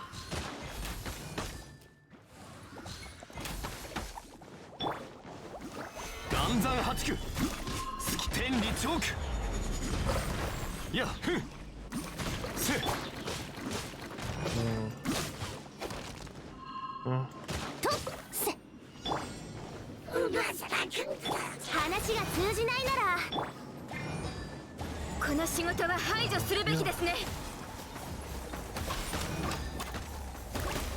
はっせ熱々でしょ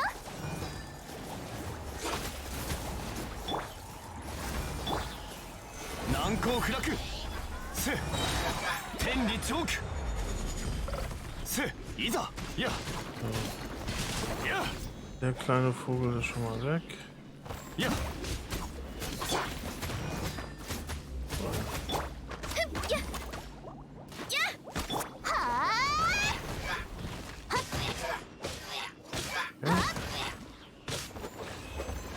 Und fertig.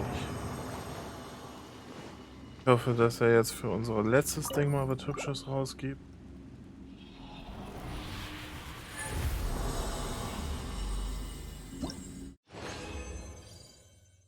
Wie fancy, wie fancy. Da hat er sich mal nicht lumpen lassen. So, 5 Sterne wäre vermutlich zu viel des Guten gewesen.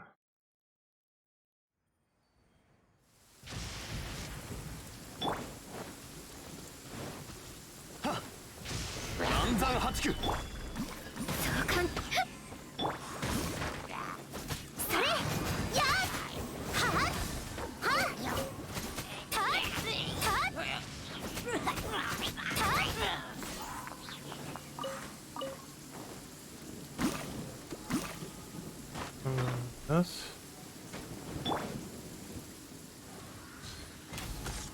Einmal frieren. Und kurz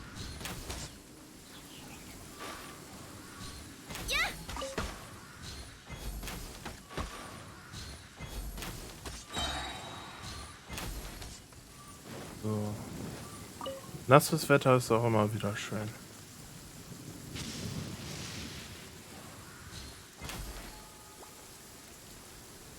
Ja, das funktioniert nicht.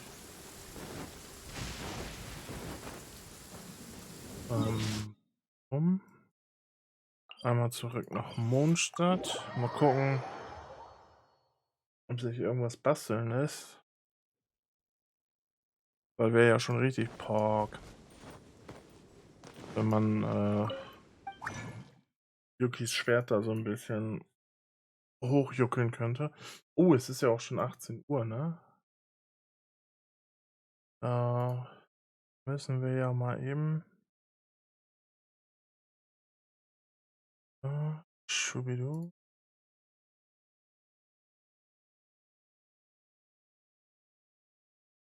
Da.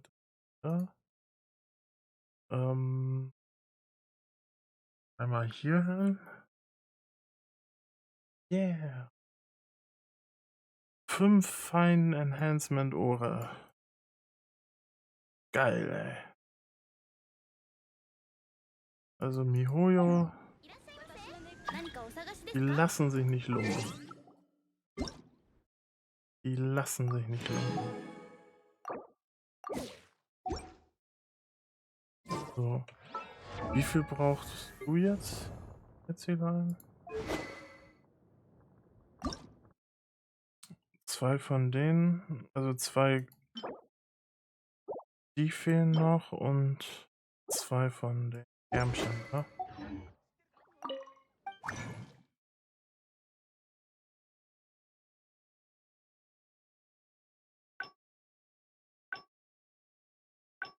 Ja. Gut, bleibt nichts anderes übrig letztlich.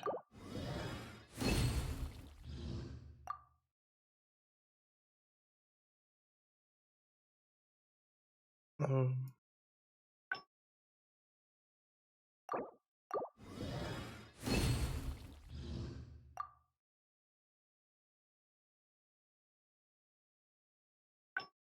So dass man irgendwie gerade noch so 2 rausbekommt. Das ist der Wahnsinn. Was war das für ein Arm vorhin? Den hier brauchen wir, glaube ich, ne? Kann man bestimmt auch mal 10 Stück von machen.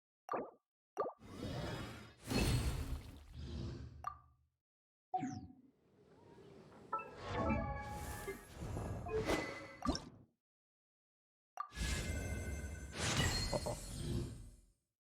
Die letzte Stufe, also jetzt haben wir von dem Ding. Sehr schön.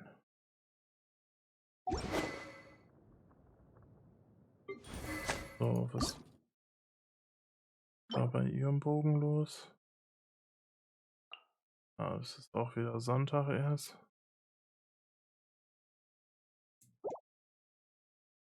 Weiß ich nicht. Ja, wie viele sind das, braucht man? 4 Stück? Bin ich eigentlich mal gespannt, ob sich das herstellen lässt.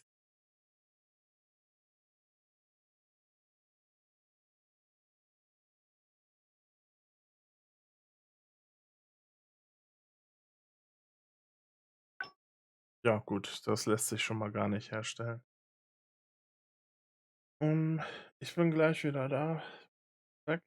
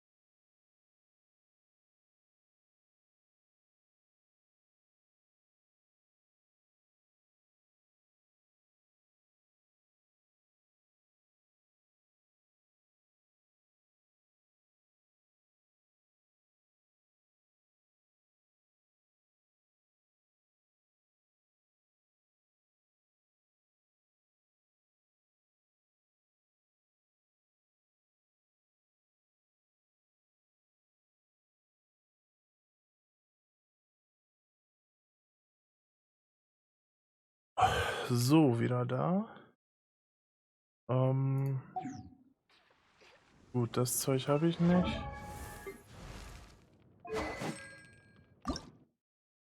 Ja, Ketten, die kriegen wir erst morgen.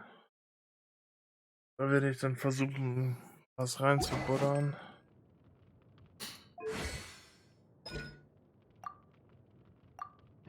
Mal gucken, ob wir vielleicht noch ein paar Talente hochpimmeln können. Aber sicherlich.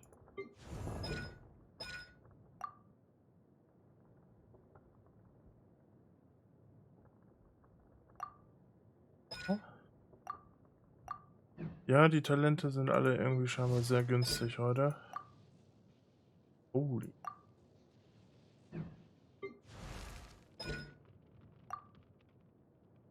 Das ist noch ein bisschen in der Preisregion.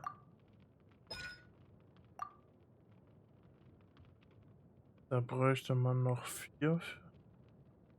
Also ein paar, also bei ihr braucht man nur noch goldene Fleisch. Ne? Gucken, wie viel sich davon herstellen. Ja.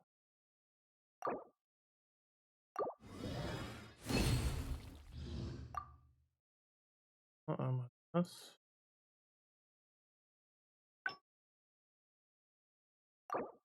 Ja, so viel lässt sich nicht herstellen.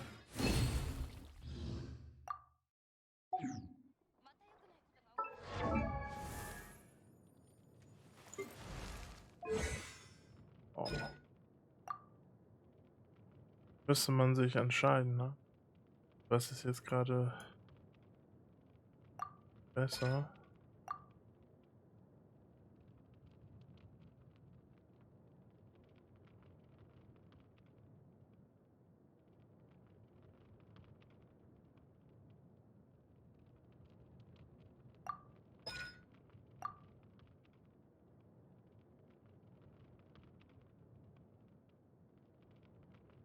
Ja, das mal hoch.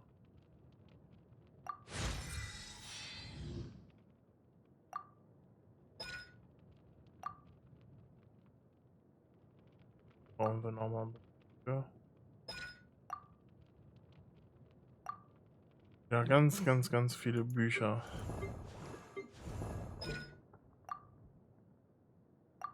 Dann habe ich.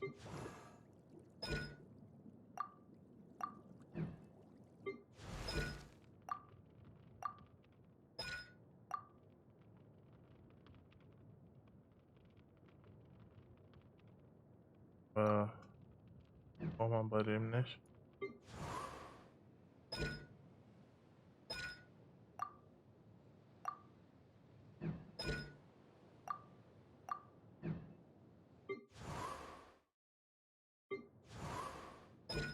Den kann man noch nicht.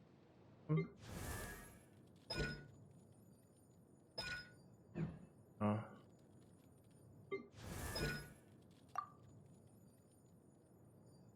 Ja, die braucht Poesie. Ja. Ah. Das könnte ich. Das ist aber wieder leer.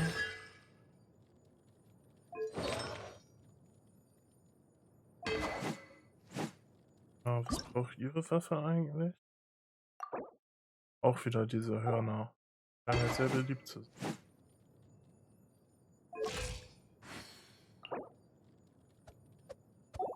Rückführen. Schade. Auch wieder so oft gegen Wassermonster kämpfen.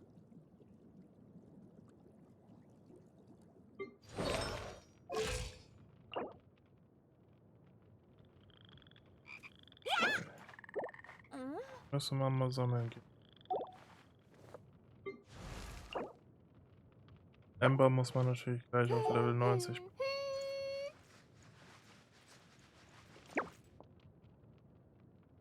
Ui. Gut. Dann ist erstmal mehr hier nicht zu machen. Der da drüben nicht. Wenn der dann da fertig ist, dann gehen wir ein bisschen kurz auf Prügeltour. Schön.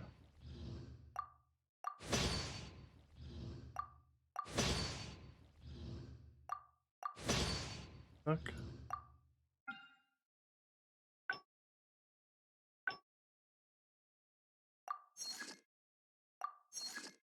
Darf ich auch.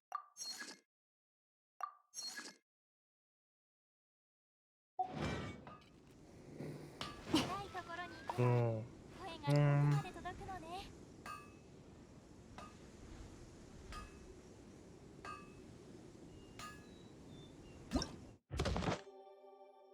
Wunderware.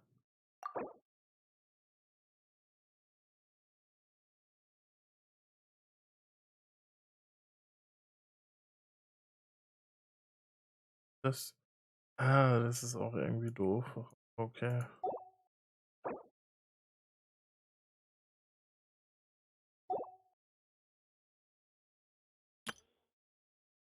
Probelauf hatten wir. Ne?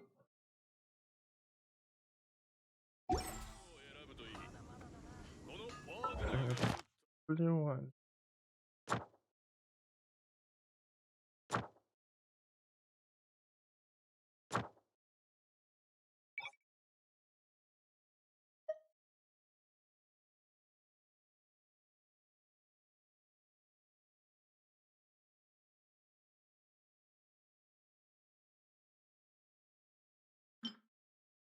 So ein Vogel. So ein Vogel. Näher.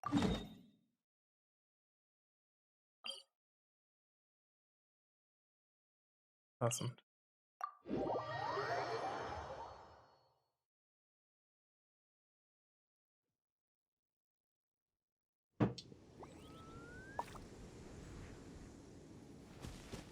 So.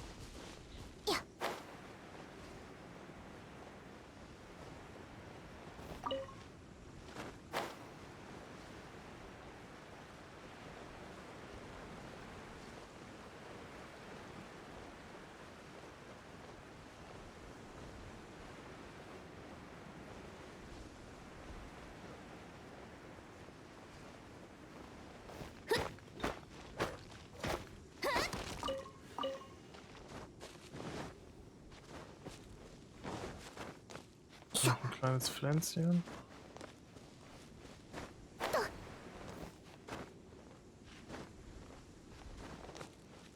Die Endora da am Schnarchen.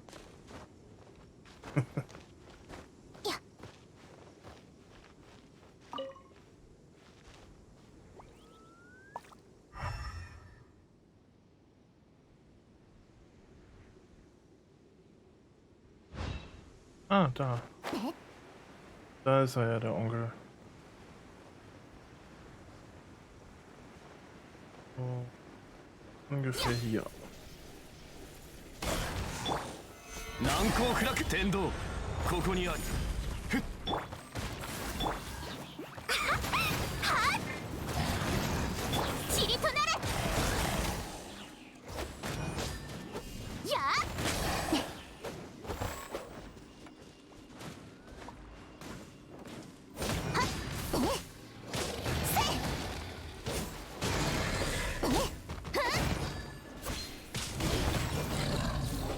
Jetzt hier mit den Elektro-Sachen anfangen.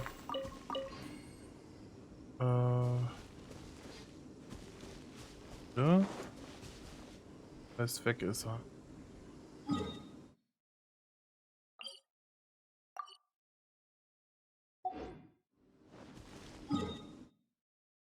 Ah, ist das ja.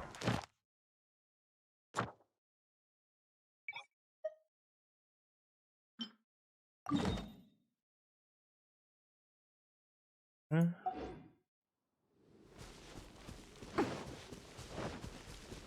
Hängen diese Geodrachen alle hier oben rum.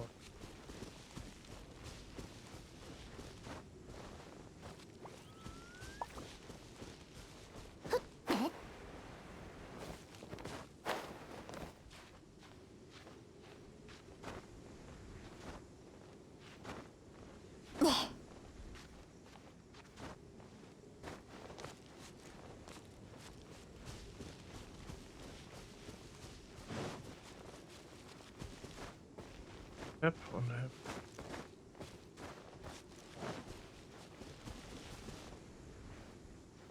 Ah, da ist er ja, der Onkel. Und sogar 2 Geoviecher. Das nenne ich Jackpot.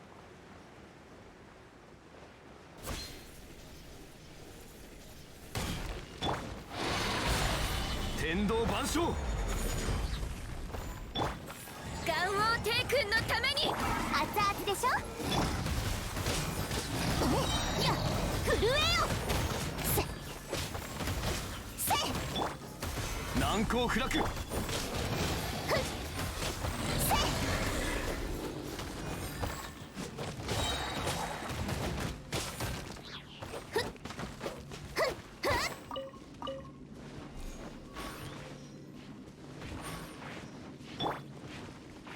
部外者禁止。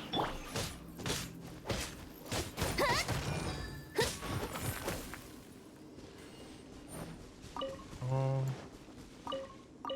Das einsammeln.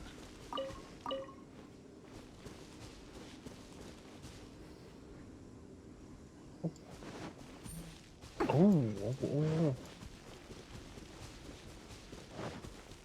Oh. Oh.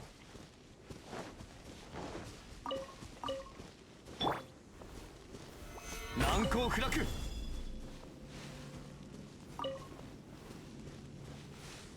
Ja, cool. Dann 難攻不落。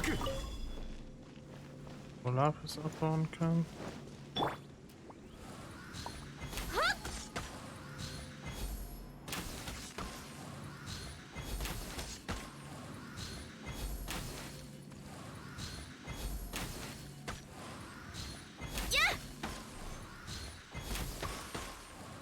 Das 料理の時間だよ。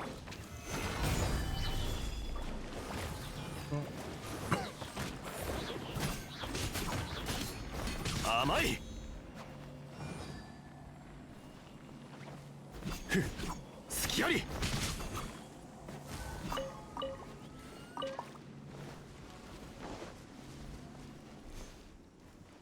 Das Ende der Welt immer so schnell erreicht.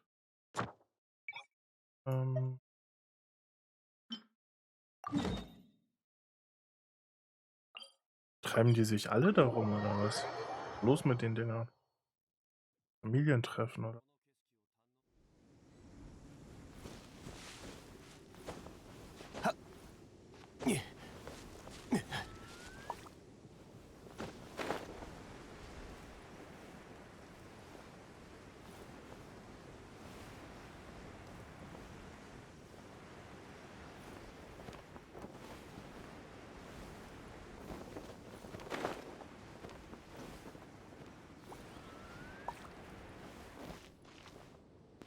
Nee, das ist ja nur der Tempel.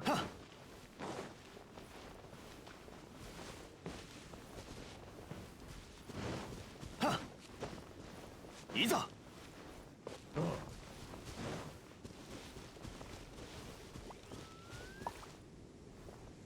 Hm?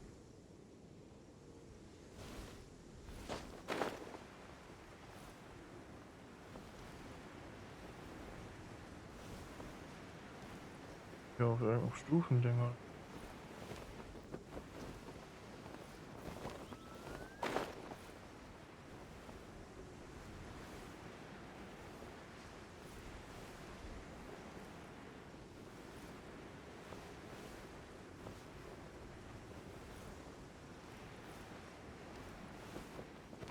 Irgendwo noch oder?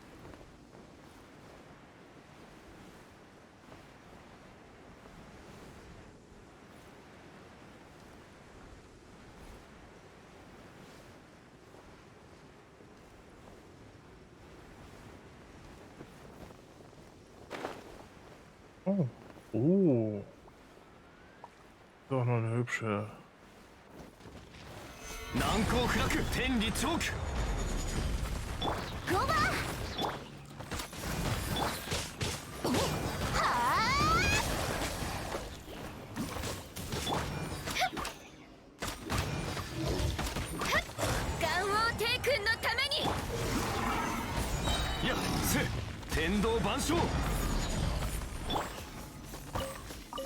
Ach, schon vorbei.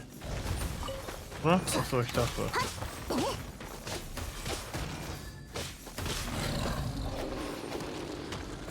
Jetzt ist vorbei.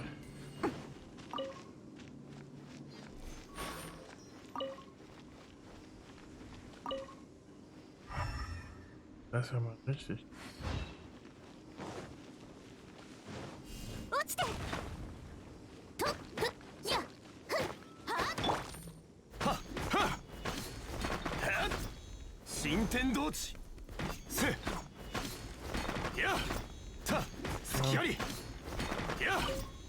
Stelle muss ich mir ja echt mal merken.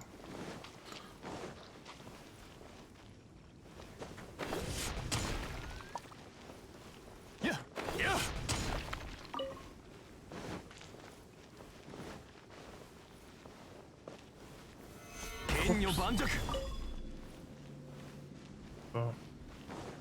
Wird jetzt auch nicht alles aufgebrochen.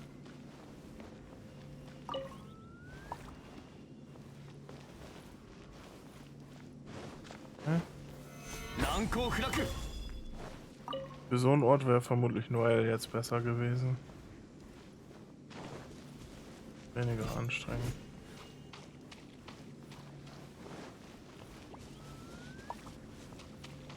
So. Sind noch ein paar Peperonis.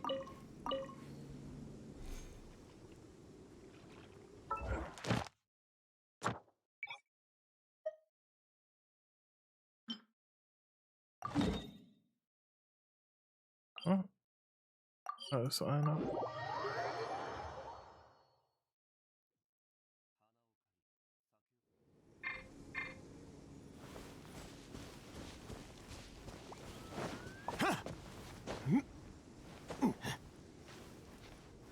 Oh, das ist...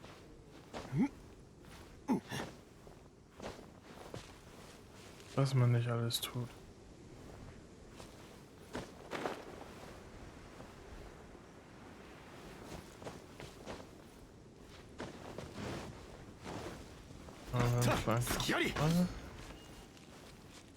Yep.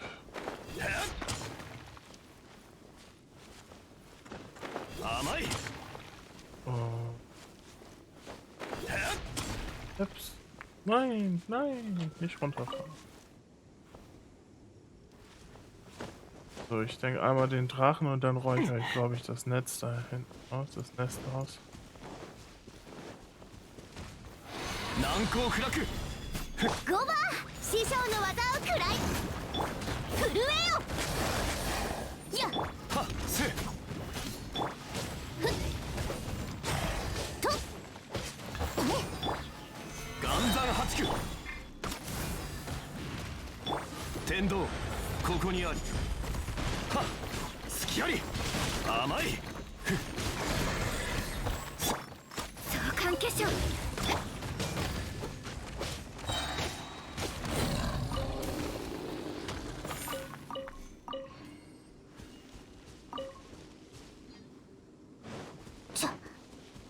Nee.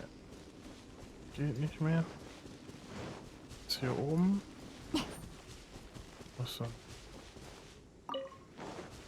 So ungefähr. Ja. Okay, hier sind auch ein paar.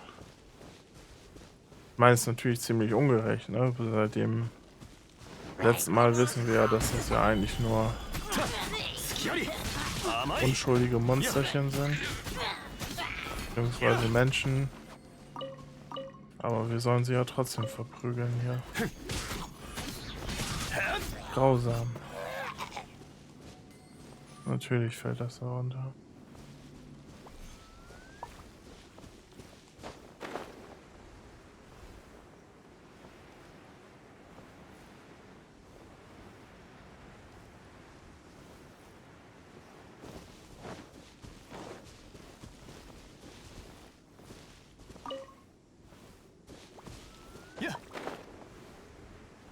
Ja, ich denke... Ach, da ist auch noch einer.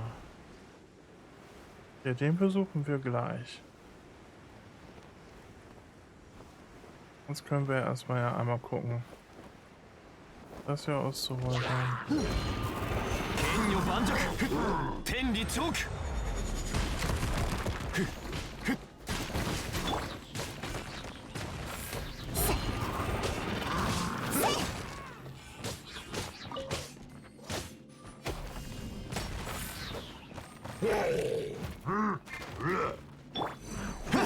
Oh Gottchen.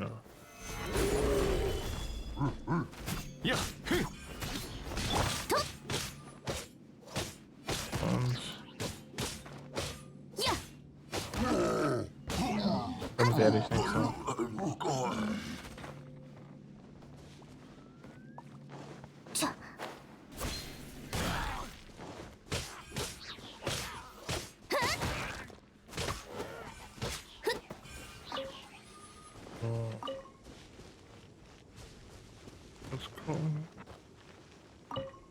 Hier ist noch was.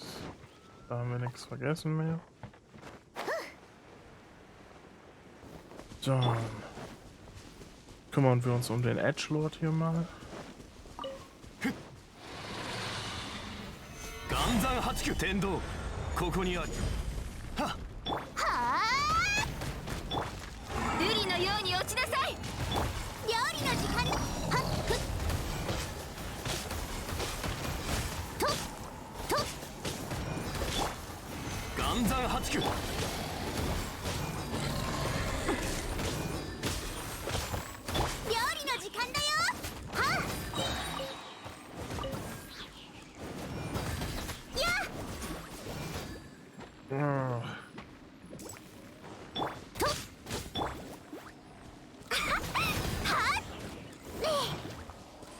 Achso, ist er jetzt weg?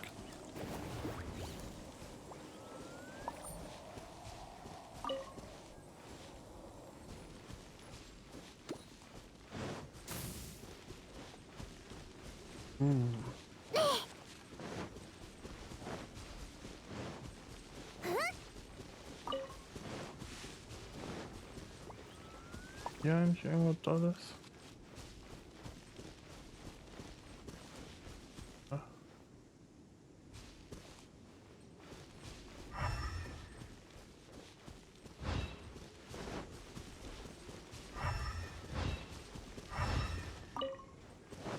Zuckerblut. Das Papa-Drache. So, dann wollen wir mal gucken.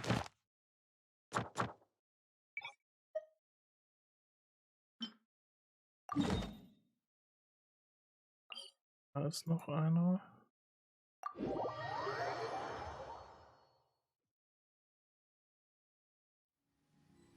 Oh, und da ist noch ein Schuldeneintrag.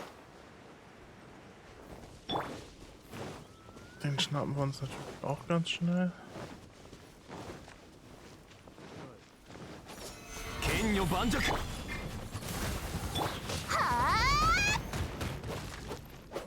Nein.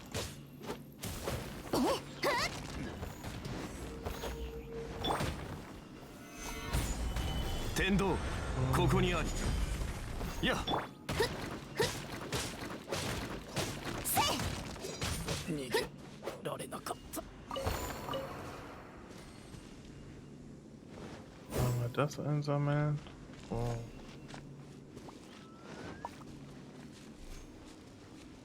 Geht's denn da einmal rauf oder irgendwo wieder runter?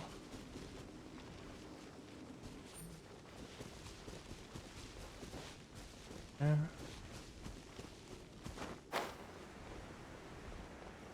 Hier ist so eine ganz dünne Linie, da man nicht mehr hin darf.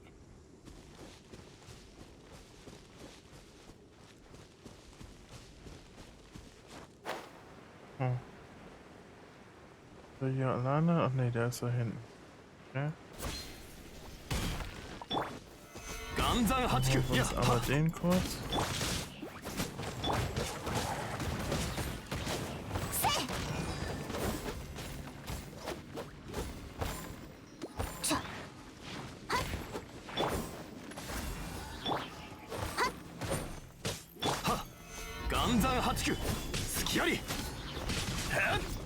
Weg mit dir.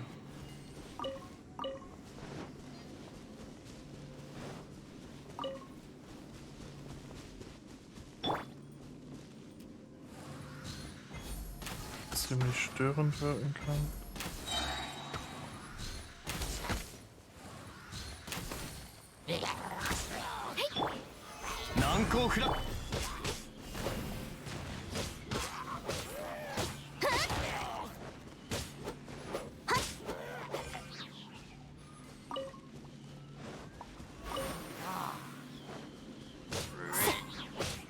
Ah, ja.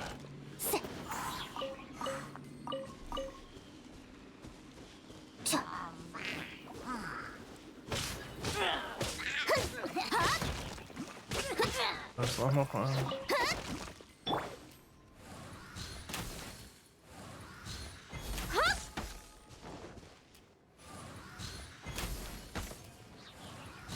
Ja.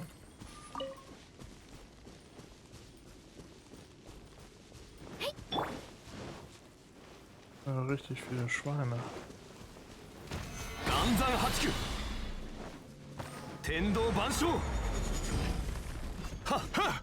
Wo ist er? Ach, da. 瑠璃のように落ちなさい。熱々でしょ。はあ。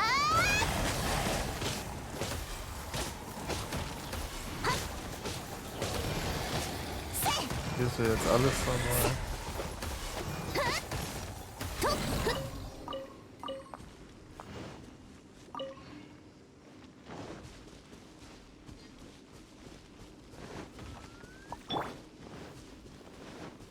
Cool. 剣女盤石。師匠の技を食らいなさい。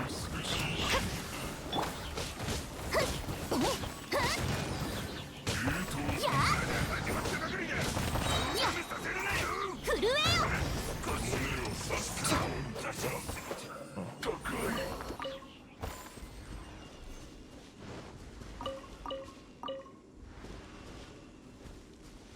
Ja. Ist doch hübsch. Haben wir noch so einen Typen? 岩山八九。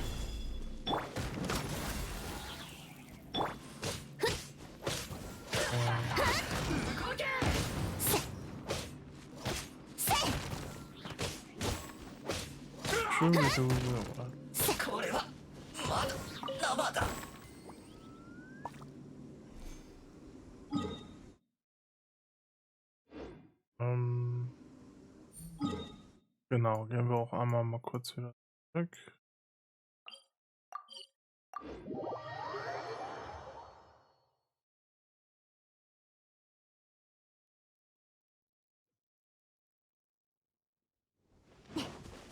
Sagt unser Schmied.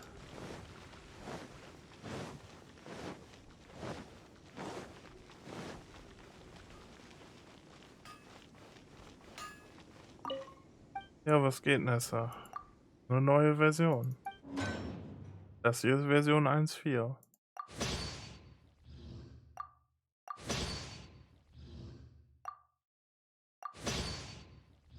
Meinst du nur, weil das so klein ist, dass das noch nicht weit ist? Oder was?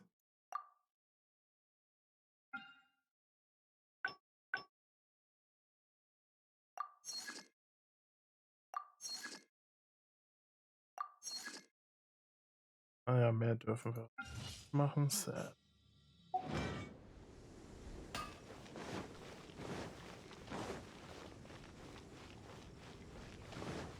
Ja klar, ganz großer Streamer bin ich. Es gibt Beta-Tester, die dürfen und sowas ran.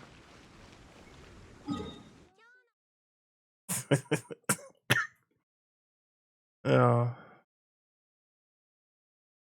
Wenn man negativen Overflow versorgt, dann ja.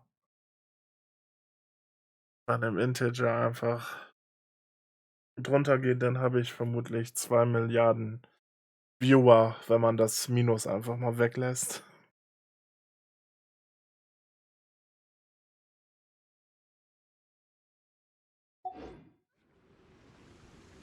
So.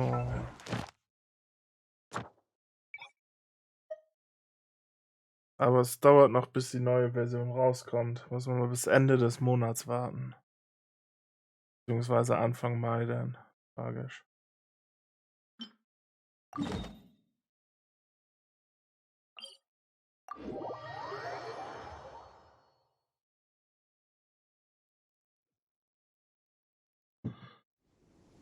So.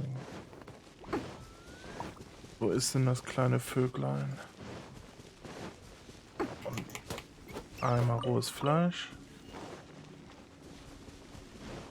Das darf die Peter nur nicht sehen.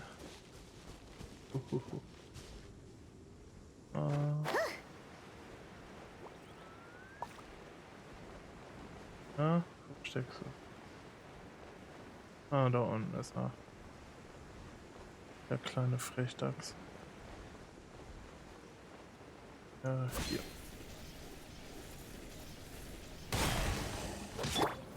Ganzan Hachiku Tenri Choku. Osawari. Ja. Kose. Ja. To. Ha. Ja. Komm her, du Riesenbaby. Ganzan Hachiku.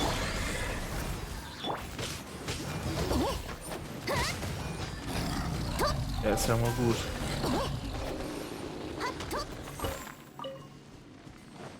Ja, wieso? Beziehungsweise, ja, ich weiß auch nicht, ob man das Capture Card nennen kann, aber...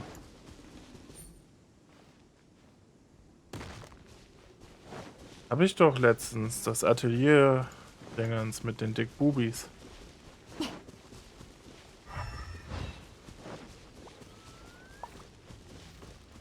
Ah, okay. Ja, hab ich. Hab ich doch. Weiß doch gar nicht, was du hast. Musst du nur mal die letzten Streams angucken. Da ist auch einmal ein Switch-Spiel dabei.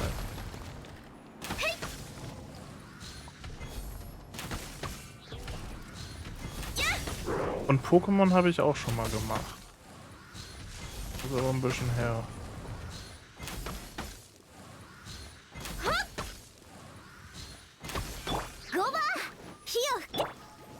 So.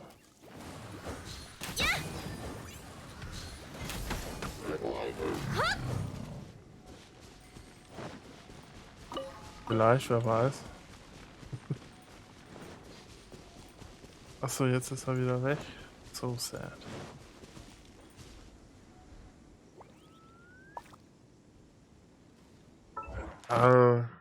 Genshin spielen ja halt nun mal sehr viele, da ist der Markt umworben.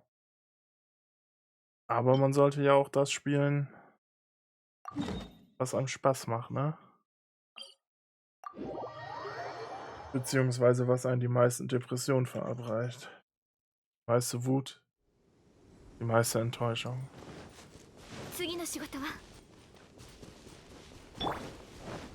Nach dem Prinzip könnte man eigentlich auch Smash spielen. Das ist eine einzige Enttäuschung.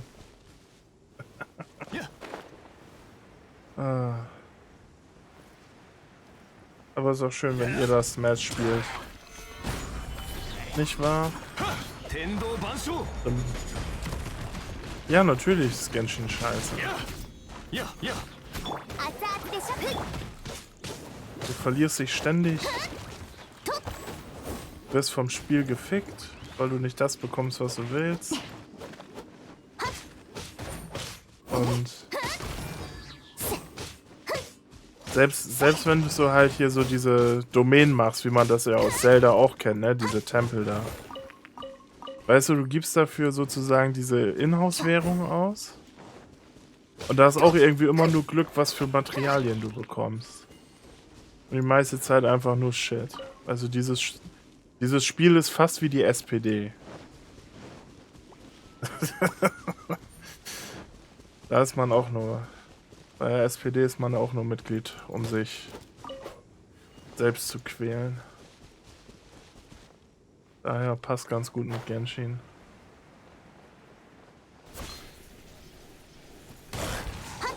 Ich habe, glaube ich... Code Vein habe ich.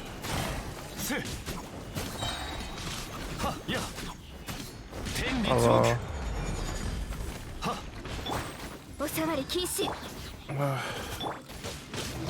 Mein Code Vein sah auch ganz nett aus. Ich weiß jetzt gerade nur nicht, ob ich das wegen dem Game Pass auf der Xbox habe. Ich glaube, die Xbox, der Game Pass hatte das, glaube ich, mal kostenlos, oder?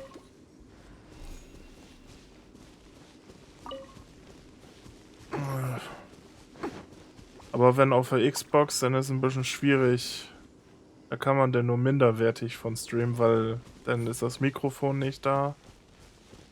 Und die Qualität über diese Twitch-App ist auch, naja, kann man machen, aber muss man auch nicht unbedingt.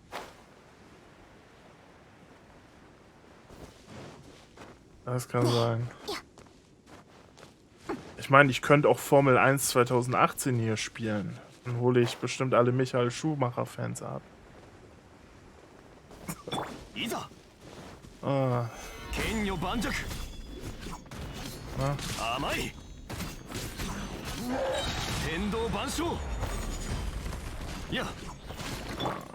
2020 habe ich noch nicht, ne? Also das ist zu neu für mich.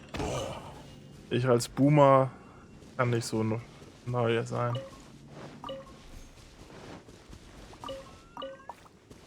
So. Ja. Ja, also dann werde ich ab jetzt Formel 1 Streamer.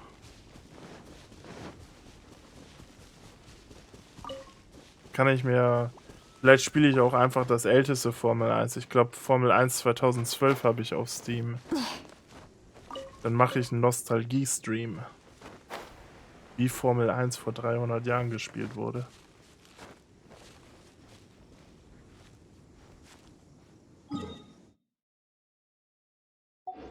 Da wollte ich doch gar nicht hin.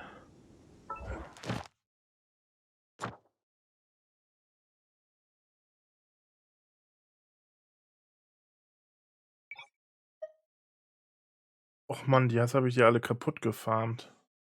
Jetzt muss ich 8 Stunden warten, bis sie respawnen.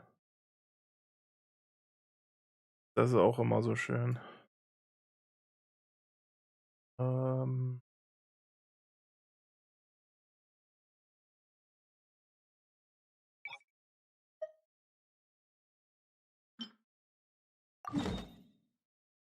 Müssen wir mal von denen... Ja, ich hab mal von dem Handy gestreamt, deswegen... Aber das ist auch irgendwie wahnsinnig scheiße. Also man gibt ja irgendwie App, wie du es kannst. Doch, also es gab ja Yu-Gi-Oh! Duel Links, habe ich mal gemacht. Und Pokémon Go. Sah nicht schön aus, zugegebenermaßen. Aber konnte man machen. Ja. Das war aber auch scheiße.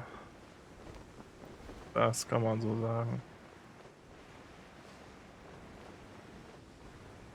So, da sind ein paar Leute, die wieder Stress wollen.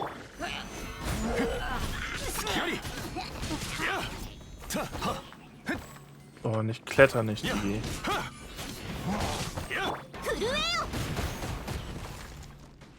So. Wieso klettern die ganze Zeit? Oh, das hat mich in Zelda auch ständig aufgeregt. Ey, alle 3 Sekunden versuchen die zu klettern. Hätten die nichts Besseres zu tun. Unfassbar, diese Kletterei. Da ist das Ding.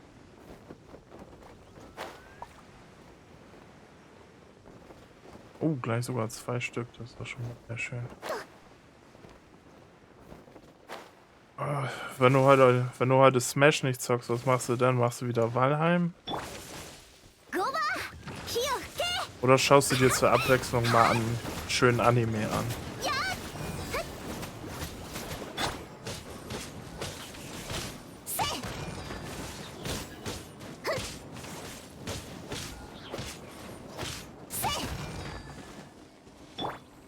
Achso, scheiße.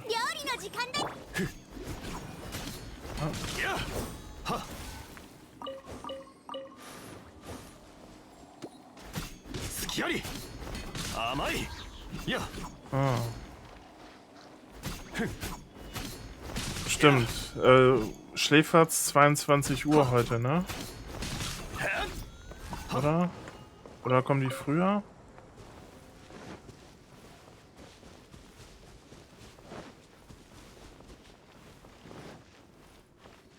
Heute ist ja American 3000 American 3000. Da muss man ja heute gucken, weil in der Mediathek kommt's nicht mehr. Sad.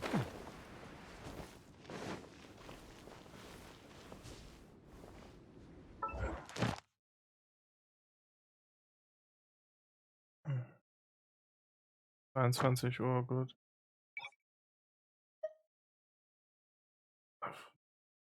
Ghost of Was ich ja, wo du da Ghost of Tsushima irgendwie erwähnst, ich würde ja sehr gerne mal dieses Sekiro,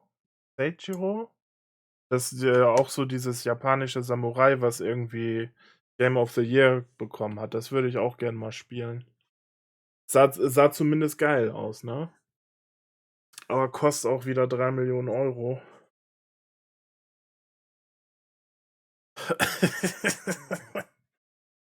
Das war zu erwarten. Was ist das denn einfach nur so ein normales Kampfspiel, was du da machst, oder?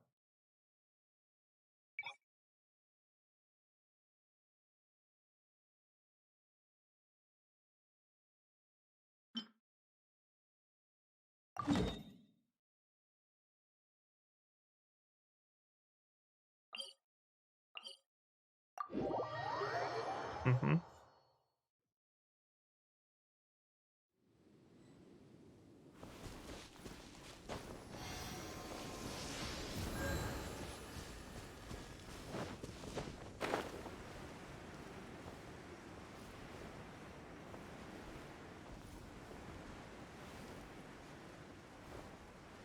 Also, schwer im Sinne vom Spielen her, sodass Gegner und alles andere ziemlich hart ist?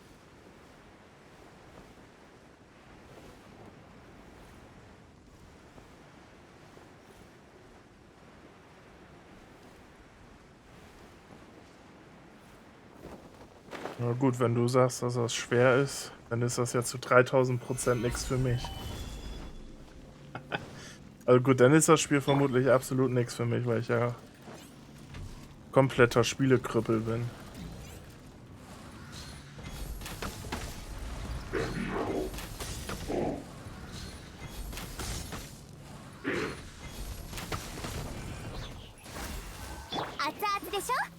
Aber das ist natürlich scheiße.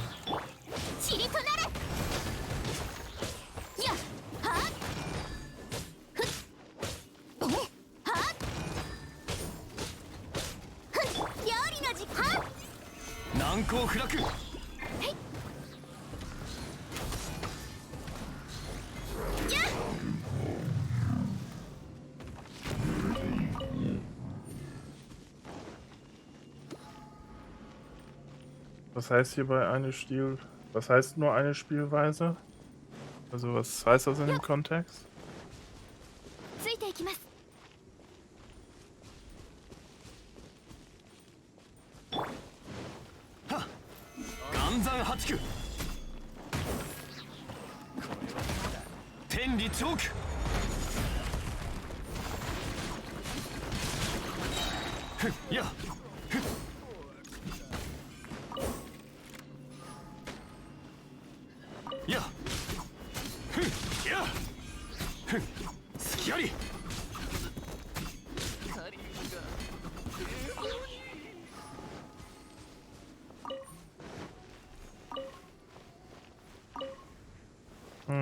Okay.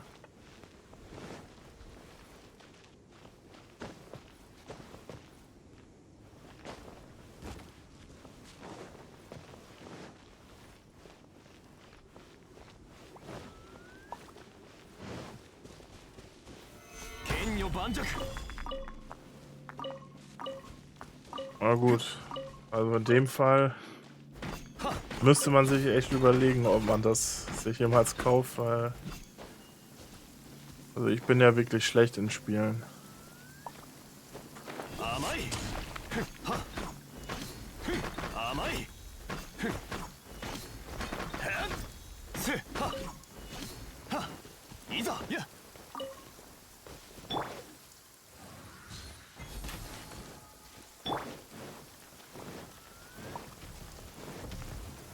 Kenyo Banjak. Ja. Das kann ich verstehen.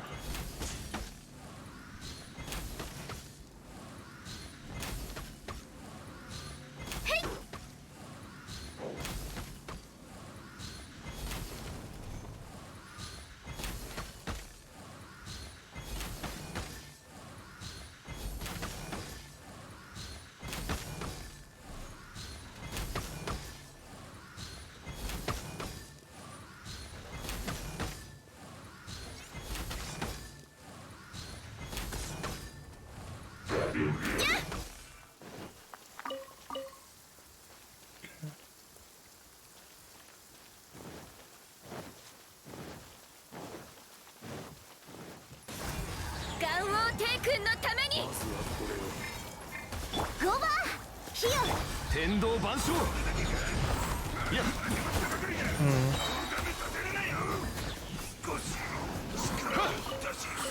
Ja, also also bei dem Spiel ist das ja so, dass es halt so grafisch ziemlich geil aussieht, ne? Aber davon kann man sich ja immer ganz gut täuschen lassen dann. Das heißt ja auch immer wieder, das Innere, auf die inneren Werte kommt es an.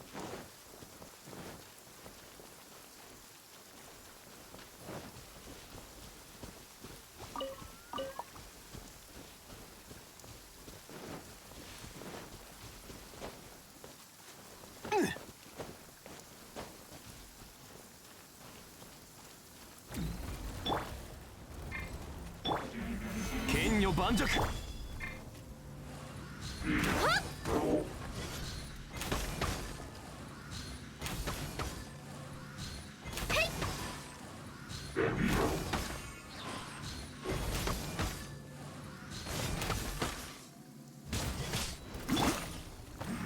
Nankou Flaku.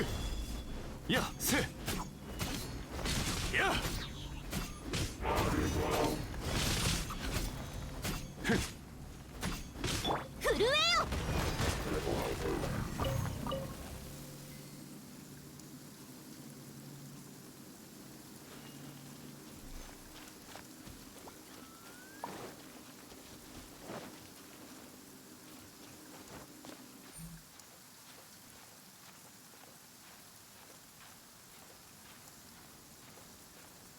Ja. Vielleicht sah das ja auf der PlayStation oder so ein bisschen anders aus als in der Werbung. Ja, auch immer so.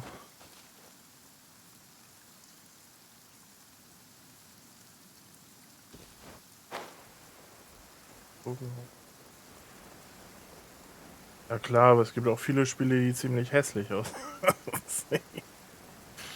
Also im Nintendo eShop sind ja auch so viele Indie-Spiele, die sehr schön, dass es das so gibt, aber die sehen auch alle dann dementsprechend oft aus.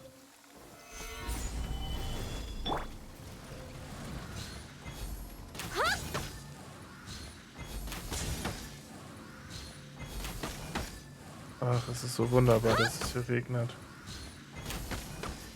Ja, mach mal. Viel Spaß.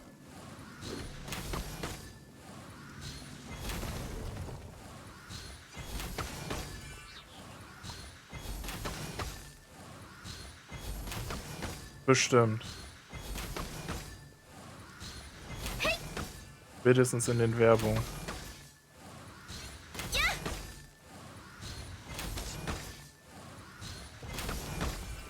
So. Und der neueste Vogel weg.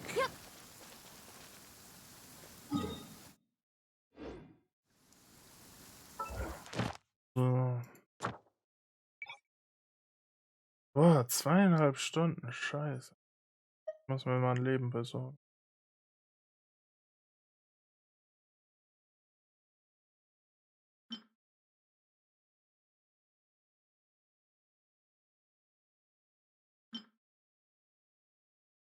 Ja, von denen kriege ich die Kanne. Da sollten wir mal vorbeischauen.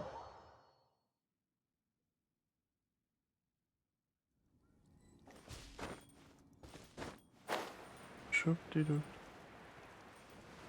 Ah, ist da gleich wieder ein ganzes Nest, was ausgeräuchert werden muss. Das ist immer so bedauerlich. Ja! この仕事は排除するべき。元山八九天道万象。師匠の技を食らいなさいとこうせはあちょせふっせ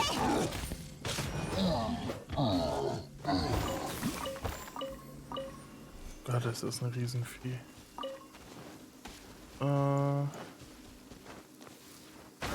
Ja, komm. Auf mich hier anzuschießen.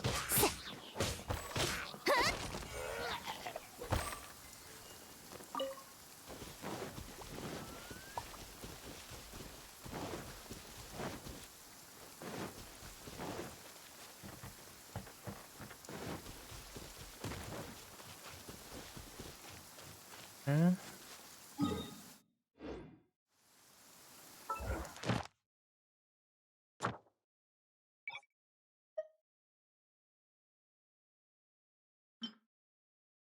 Gut. Wieso das denn? Nur ein oder was? Was ist das denn für ein Scheißspiel?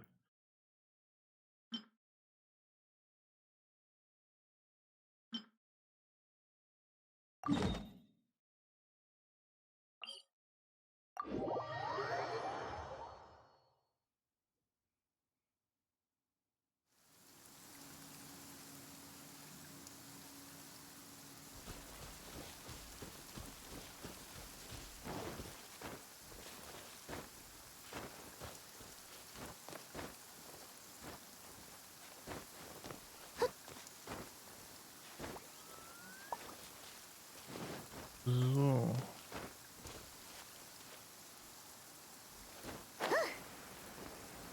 Ah, da oben.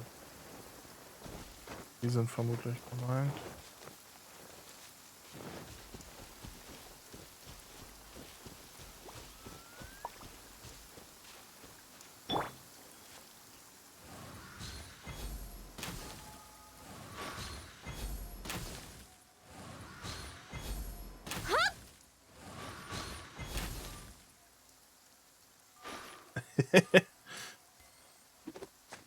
Was versucht er da?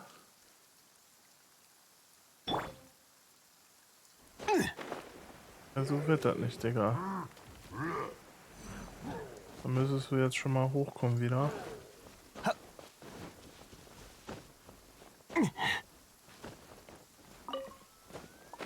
Ah, hier ist auch noch ein Abyssmagier. Ist auch ganz nett.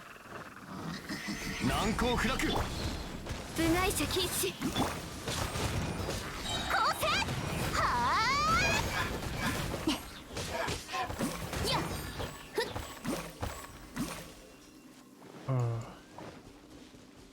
Na, mal raus da.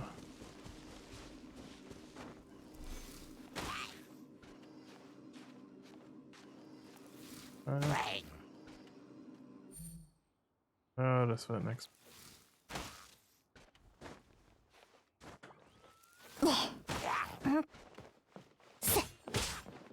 So.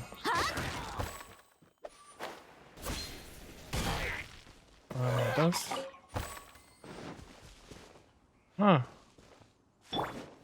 Er hat auch seinen Weg zurückgefunden. さあ、はっ、天理チョーク。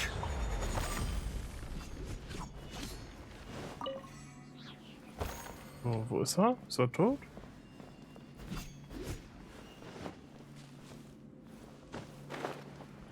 Das ging schnell.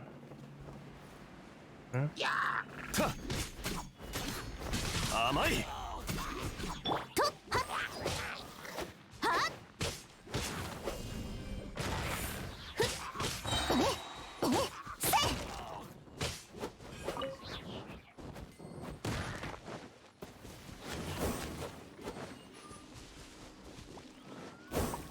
So.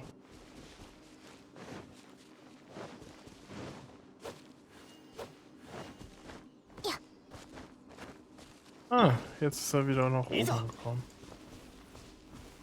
Da bist du, Hütchen. ちりとなれ。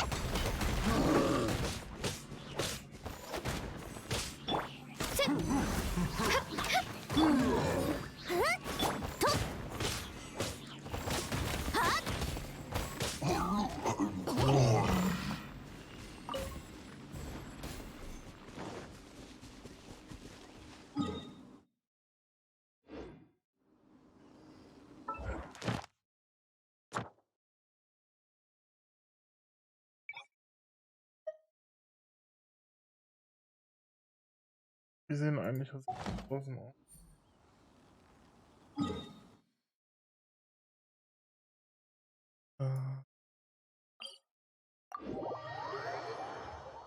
Puh.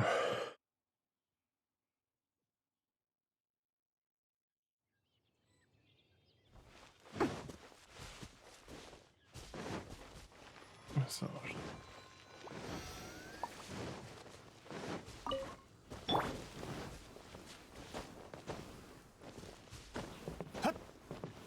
Ja. Mal zack.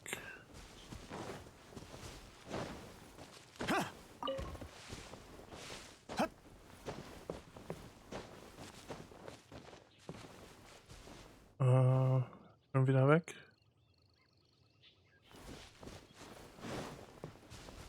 Gut.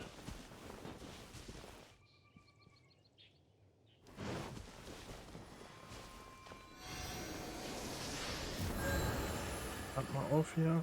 Genau.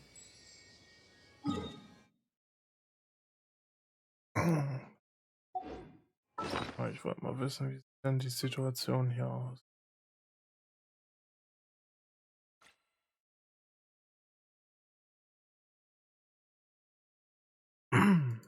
Die 600 hier. Die ganzen Urgesteine, die spare ich jetzt auch erstmal bis zum 1.5 Update. Ja, auch dass der Zhongli rankommt.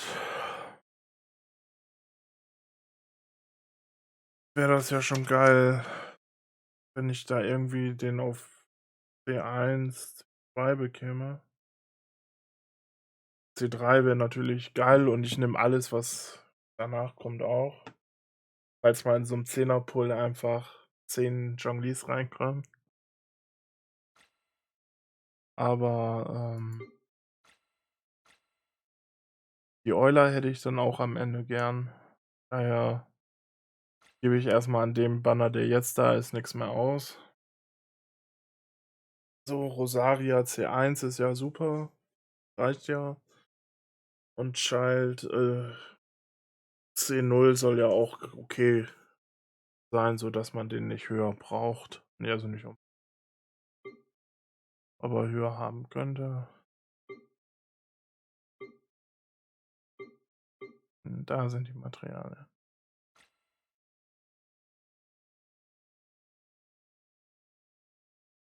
Gut, die lassen sich dann gut konvertieren.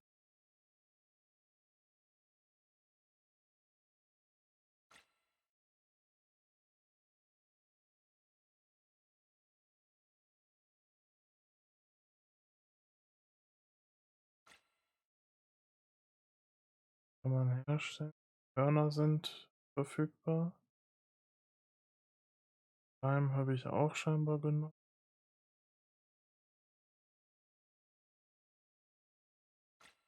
Die Steine sind halt irgendwie immer wieder, ne? Unschöne Sache. Und all die Dinger hier. Kaum zu kriegen.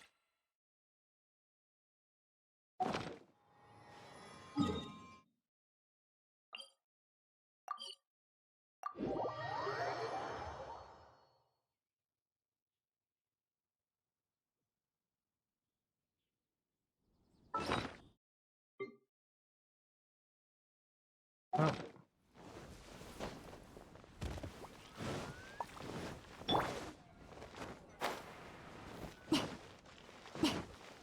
So. Dann holen wir jetzt das noch mal kurz ab hier.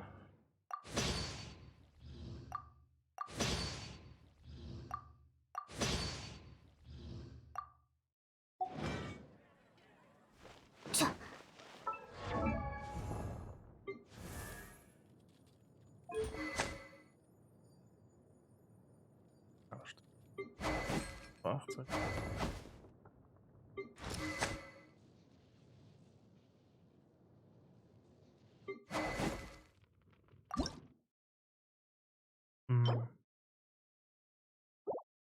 Von dem Aerosit. Da kann ich nicht noch setzen.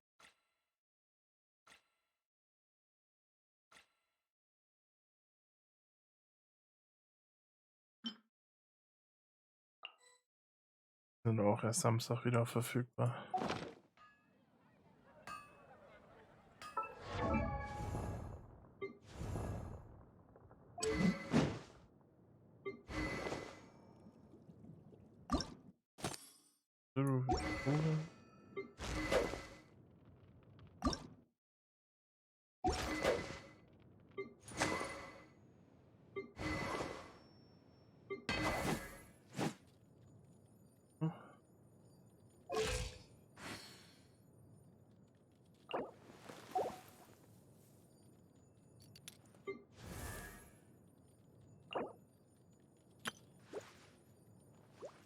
Mhm. Pick, pick.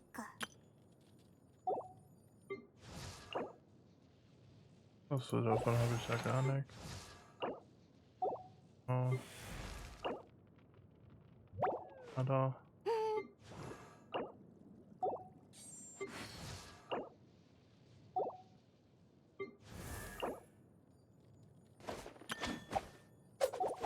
Gar nichts.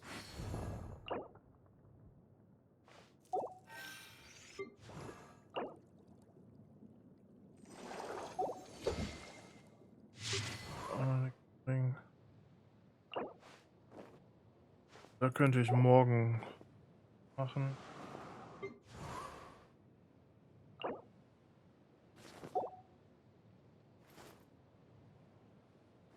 Gut. Was haben wir denn jetzt? Auch noch ein bisschen.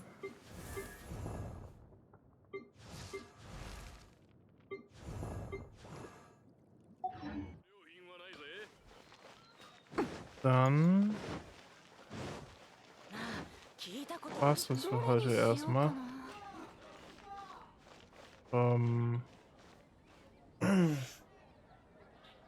Mal sehen, wann es denn weitergeht, was noch kommt. Und die ganzen Sachen, bis das weitergeht, dauert ja noch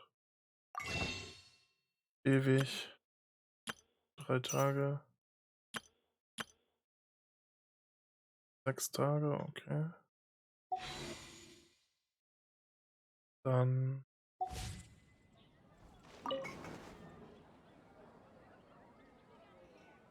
ja, dann verabschiede ich mich mal für heute und wünsche dann noch einen schönen Abend und auch schon mal schönes Wochenende. Ist ja immer wieder wunderschön, wenn Wochenende ist.